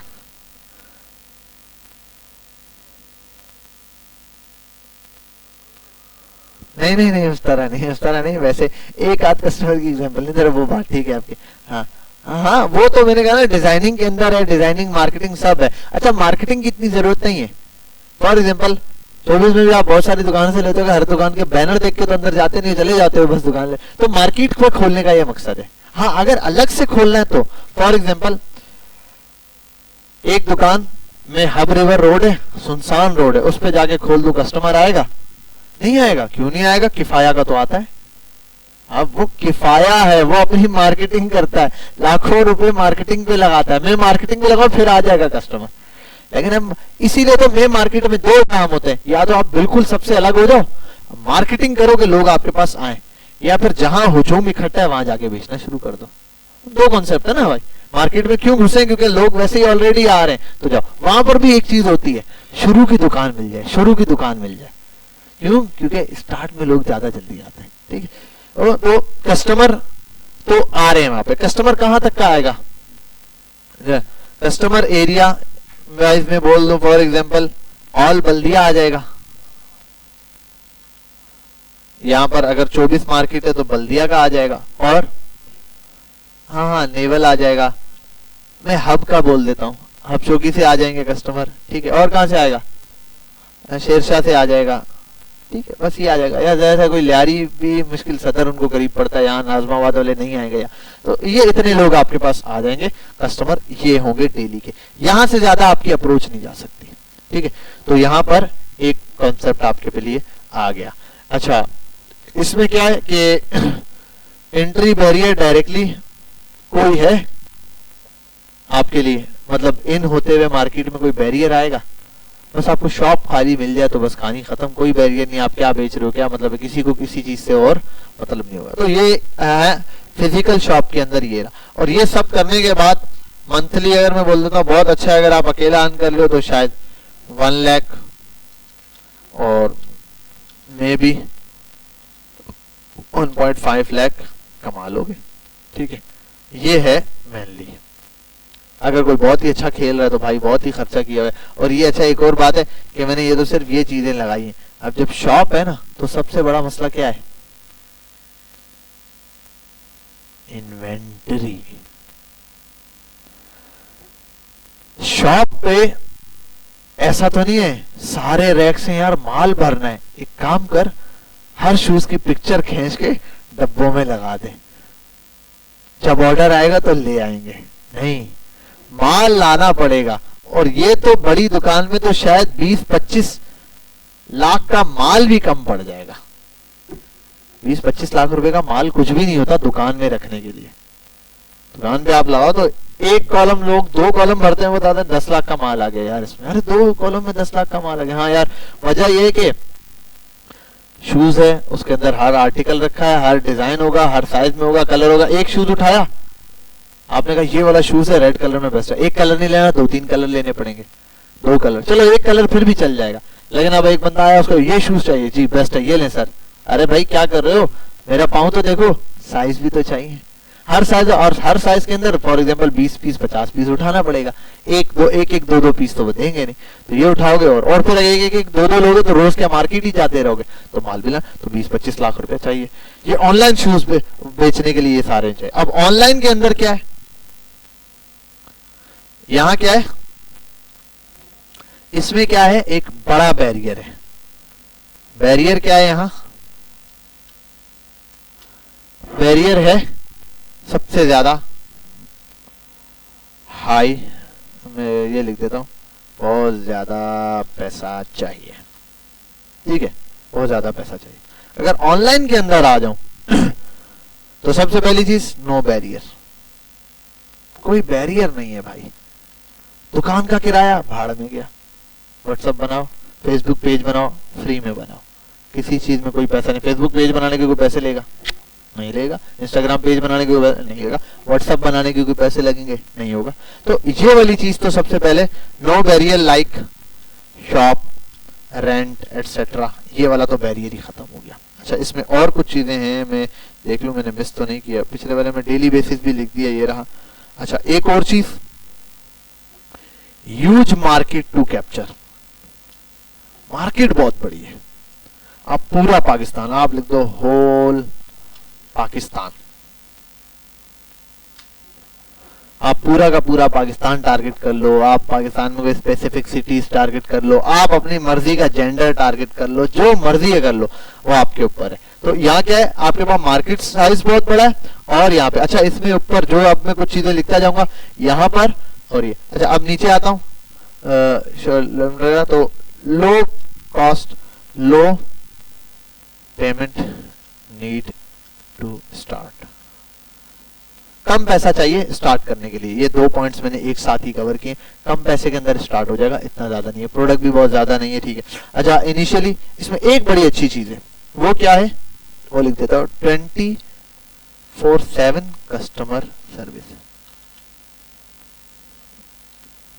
हाँ भाई, दुकान मार्केट खुलती है 12 बजे, आपको 12 बजे जाना पड़ेगा। मार्केट बंद होती है 10 बजे, आपको 10 बजे तक बंद करना पड़ेगा। ठीक है, आप ऐसा 1 घंटा ज्यादा बैठ जाएगा, उसके बाद मार्केट सुनसान है, कोई है ही नहीं, फिर भाई लोग आएंगे आपसे मिलने बस। ठीक है, तो ठीक है, या पुलिस वाले आएंगे, वो भी लेने ही आएंगे कुछ ना कुछ। तो इससे अच्छा ये है कि बंदा बंद करके घर चला जाए। तो ये बैरियर है। लेकिन यहाँ क्या है ऑनलाइन में, आप आधी रात को बेचो, आप दिन को बेचो, जिस टाइम आपका है 24/7 कस्टमर ले रहा होगा, एक्टिव कस्टमर है। ऑनलाइन आप बेच रहे हो तो कस्टमर एक तो ह्यूज मार्केट है, और एक है 24 घंटे में, पूरे दिन में कोई ऑर्डर नहीं है, रात में आ जाएगा। दुकान पे दिन में नहीं आया तो ऐसा नहीं होगा सोते आ रहे, रात में कस्टमर आ जाएगा, कस्टमर नहीं आने वाला रात को। ठीक है, अब ये काम पे भी डिपेंड करता है आते हैं यहाँ, क्या हो गया भाई, अच्छा हाँ, इसमें एक और चीज आती है, छोटे छोटे पॉइंट इतने हैं, लेकिन मैं बस जो काम के वो लिखवा रहा हूँ। स्केलेबिलिटी बहुत हाई है, बढ़ाना बहुत आसान है काम को। फॉर एग्जाम्पल 24 की मार्केट में आपके हाथ में नहीं है कि आप जो आज इतनी सेल करने की कोशिश करो या हो जाएगी, कोई अप्रोच नहीं है, आप बस चुपचाप जाए दुकान में माल बढ़ाओ, शख्स के बस के जो कर सकते हो करो कि लोग इंटर हो। लेकिन रोज मार्केट में 100 बंदा आ रहा है, आप उसको 400 बंदा मार्केट में नहीं कर सकते हो। लेकिन यहां आपके पास कंट्रोल है स्केलेबिलिटी का। आपने देखा 10 ऑर्डर आ रहे हैं, ठीक है, 10 ऑर्डर आपको 2000 जलाने पे आ रहे हैं, आप 4000 जलाओगे, 20 नहीं आए, 15-16 आ जाएंगे। फॉर एग्जाम्पल पहले 2000 रुपए में 10 आए, दूसरे 2000 रुपए में 10 नहीं भी आए, टोटल 4000 रुपए में 10 नहीं है, वो 20 नहीं आए, लेकिन 15-16 आ जाएंगे, बढ़ गए कस्टमर। 6000 रुपए पे और आप मार्केटिंग बढ़ाते जाओगे, स्ट्रेटेजी चेंज करते जाओगे, कस्टमर बढ़ता जाएगा। तो स्केलेबिलिटी का कॉन्सेप्ट यहाँ बहुत आसान है, इंस्टेड ऑफ लोकल मार्केट। उसके अंदर बहुत मेहनत लगती है, बहुत ज्यादा। एक कभी आपने ये नहीं सुना होगा, यूज नहीं, ये इस देखो लोकल मार्केट में ये इत्तेफाक नहीं होता कि एक बंदा के नॉर्मल आम सेल हो रही थी 2 लाख हो रही होती है, अचानक से एक दिन जो है उसकी सेल 50 लाख हो गई, नहीं हो सकता। लेकिन ऑनलाइन के अंदर आपने कई किस्से सुन लिए होंगे, कई किस्से आ जाएंगे सामने के, यार हमारी सेल इतनी थी, अचानक से बहुत ज्यादा हो गई। हमने पिछला सीजन मारा था 25 लाख रुपए का, इससे पिछला रमजान 25 से 30 लाख रुपए मैक्स सेल थी, इस रमजान 1 करोड़ टच की है, ये जो पिछला गुजरा है। और ये जो आने वाला रमजान है, इसमें हमारा मिनिमम जो प्लानिंग चल रही है 5 करोड़ सेल की चल रही है, कि हमने रमजान के फर्स्ट रमजान टू ईद से 4-5 दिन पहले तक हम अपने वो रोक लेंगे। लेकिन सेल का जो टारगेट बनाया, जो OKRs बना रहे, जो प्लानिंग करे, वो 5 करोड़ की सेल की कर रहे हैं। समझ आ रही बात? तो स्केलेबिलिटी है, हम खुद कर सकते हैं, हमें पता है मार्केटिंग बढ़ानी पड़ेगी, लेकिन 24 मार्केट वाला ये नहीं कर सकता, वो माल लाके बढ़ा देगा ज्यादा से ज्यादा कि कस्टमर ज्यादा आएंगे, नहीं आए तो कस्टमर कुछ भी नहीं कर सकता। दूसरा, डेटा आपके पास सेव रहता है। आपके पास ऑनलाइन के अंदर क्या होता है, डेटा हमेशा। अब फॉर एग्जांपल एक कस्टमर आया आपके पास, लोकल मार्केट में 10 कस्टमर सामान लेके चले गए, अब आपके पास एक नया आर्टिकल आया है। अब फिर भी थोड़े बहुत दुकानदार करने लगे कि व्हाट्सएप नंबर ले लेते हैं तो व्हाट्सएप ग्रुप में डाल देते हैं, वो करते हैं, कितना इफेक्टिव है। लेकिन अगर इस तरह भी जो कर रहे हैं ना, समझदार हैं, थोड़े से भी डेटा ले रहे हैं, कस्टमर से फॉर्म लिखवाते हैं और उनको फिर मैसेज कर देते हैं, ये करते हैं, फिर उनको ग्रुप में डाल देते हैं, चीजें दिखाते हैं दुकान पे, लेकिन फिर भी कस्टमर को दुकान पे आके लेना पड़ेगा। ठीक है, ऑनलाइन के अंदर क्या, एक कस्टमर एक दफा आया और वो जुड़ गया। अगर फेसबुक पे देख के भी ऐड चला गया, ऐड टू कार्ट चला गया, तब भी आपके अंडर आ गया वो कस्टमर, आप उसको अभी फिर अप्रोच कर सकते हो। आपके पास नया आर्टिकल है, आप उसको दिखा सकते हो, टारगेट कर सकते हो, जिन लोगों ने मुझसे खरीदा था उनको ये ऐड दिखाओ। फॉर एग्जाम्पल आपके पास एक शूज था, आपने दे बेचा, एक बंदे ने खरीद लिया, 2 महीने बाद आपने नया आर्टिकल लॉन्च किया, नया कस्टमर तो खरीदेगा, पुराने वाले को तो भरोसा है ना आप पे, उसको तो भरोसा तो नहीं जीतना, उसको पता है ये बंदे रियल है, इसने मुझे दी हुई है, उसको तो सिर्फ दिखाने की देर है, अगर समझ आई तो वो बोलेगा हाँ भाई मैंने आपसे पहले खरीदा था, फिर खरीद लेगा। तो वहां रीटारगेटिंग करना आसान है, डेटा के रीटारगेटिंग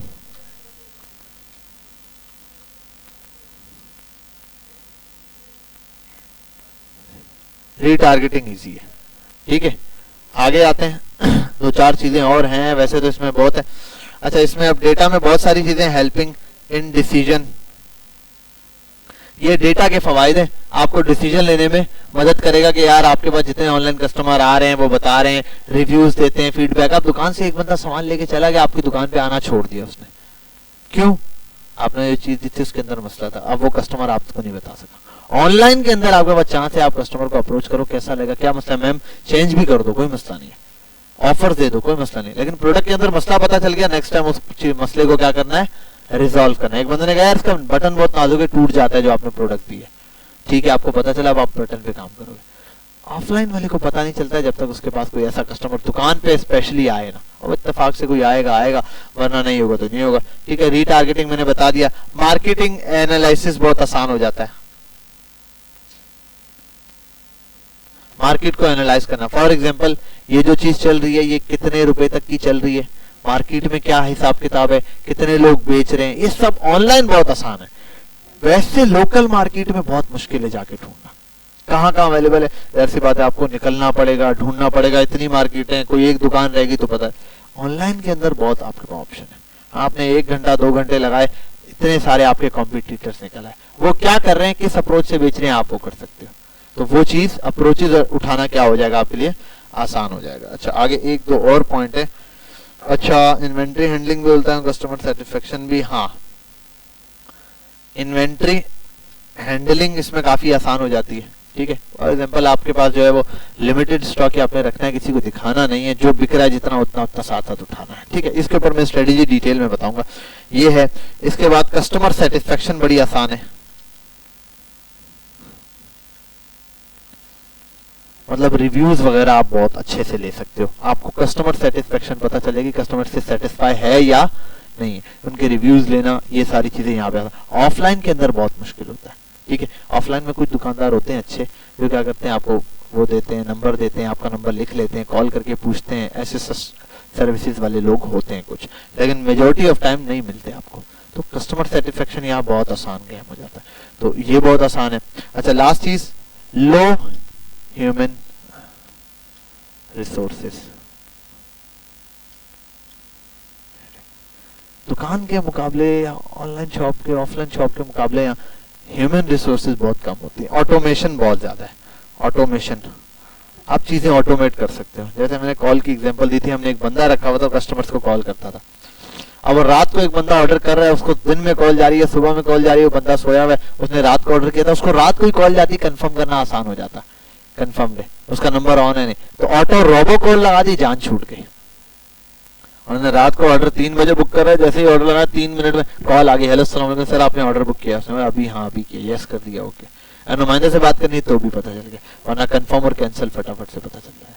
तो ये फैक्टर यहाँ पर क्या है, आसान है। अब ये एक ऑटोमेशन में बेसिक मिसाल है, ऐसे कई सारी एग्जांपल्स हैं जो आपके क्या है, यहाँ ऑटोमेट करना बहुत इजी हो जाता है। आगे जाके आप वेयर हाउसेस होते हैं बड़े बड़े, आपको ऑर्डर इन्वेंट्री, आप वहां जाके इन्वेंट्री रखवा दो, आप पैकेजिंग वैकेजिंग सब बता दो, आपका ऑर्डर आएगा, आप यहाँ से फिल पे क्लिक करोगे, उनके वेयर हाउस में जाएगा, वो खुद ही निकालेंगे, पैक करेंगे, डिलीवरी कंपनी को दे देंगे, आपने कुछ भी नहीं करना। उनको महीने के चार्जेस दे दो, या पर पैकेट वो लोग बोलते हैं हम इतना चार्ज करेंगे जितने ऑर्डर होंगे, लेकिन हम बता देते हैं मिनिमम 200 ऑर्डर होना चाहिए, उसके बाद ऊपर जितने वो सब है, लेकिन इतने हम चार्जेस लेंगे। तो ये भी अच्छा है, ऑटोमेट करके दे रहा है।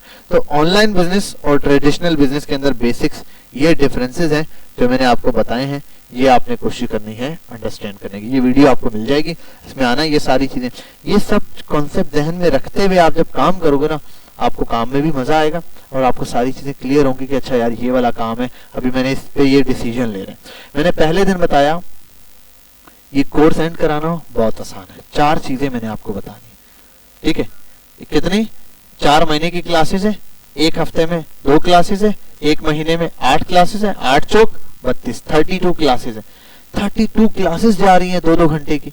अगर मैं काम बोलूं, एक प्रोडक्ट चाहिए भाई, लाओ, उसकी पिक्चर खींची, ऑनलाइन ऐड लगाया, व्हाट्सएप पे मैसेज आया, डील किया, ऑर्डर बुक हो गया, डिलीवरी कंपनी वाले ये लॉजिस्टिक बुक किया, दे दिया।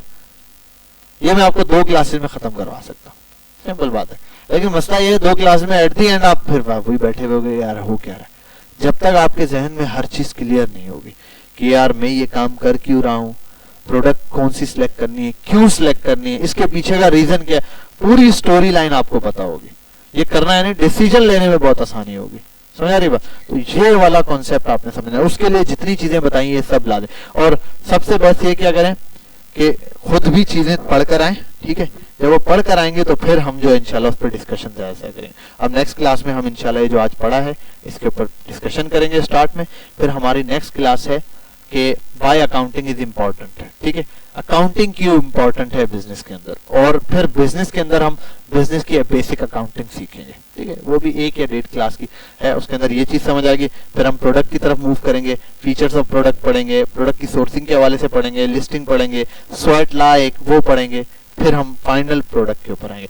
फिर मैं आपको निकालूंगा मार्केट के अंदर कि अब जाओ 2 हफ्ते हैं, 2 हफ्ते हम मार्केट पे काम करेंगे, या 2 हफ्ते या 3 हफ्ते मैं प्रोडक्ट के ऊपर ही आपको डिसीजन और चीजें बताऊंगा, आप मार्केट विजिट करके आओगे।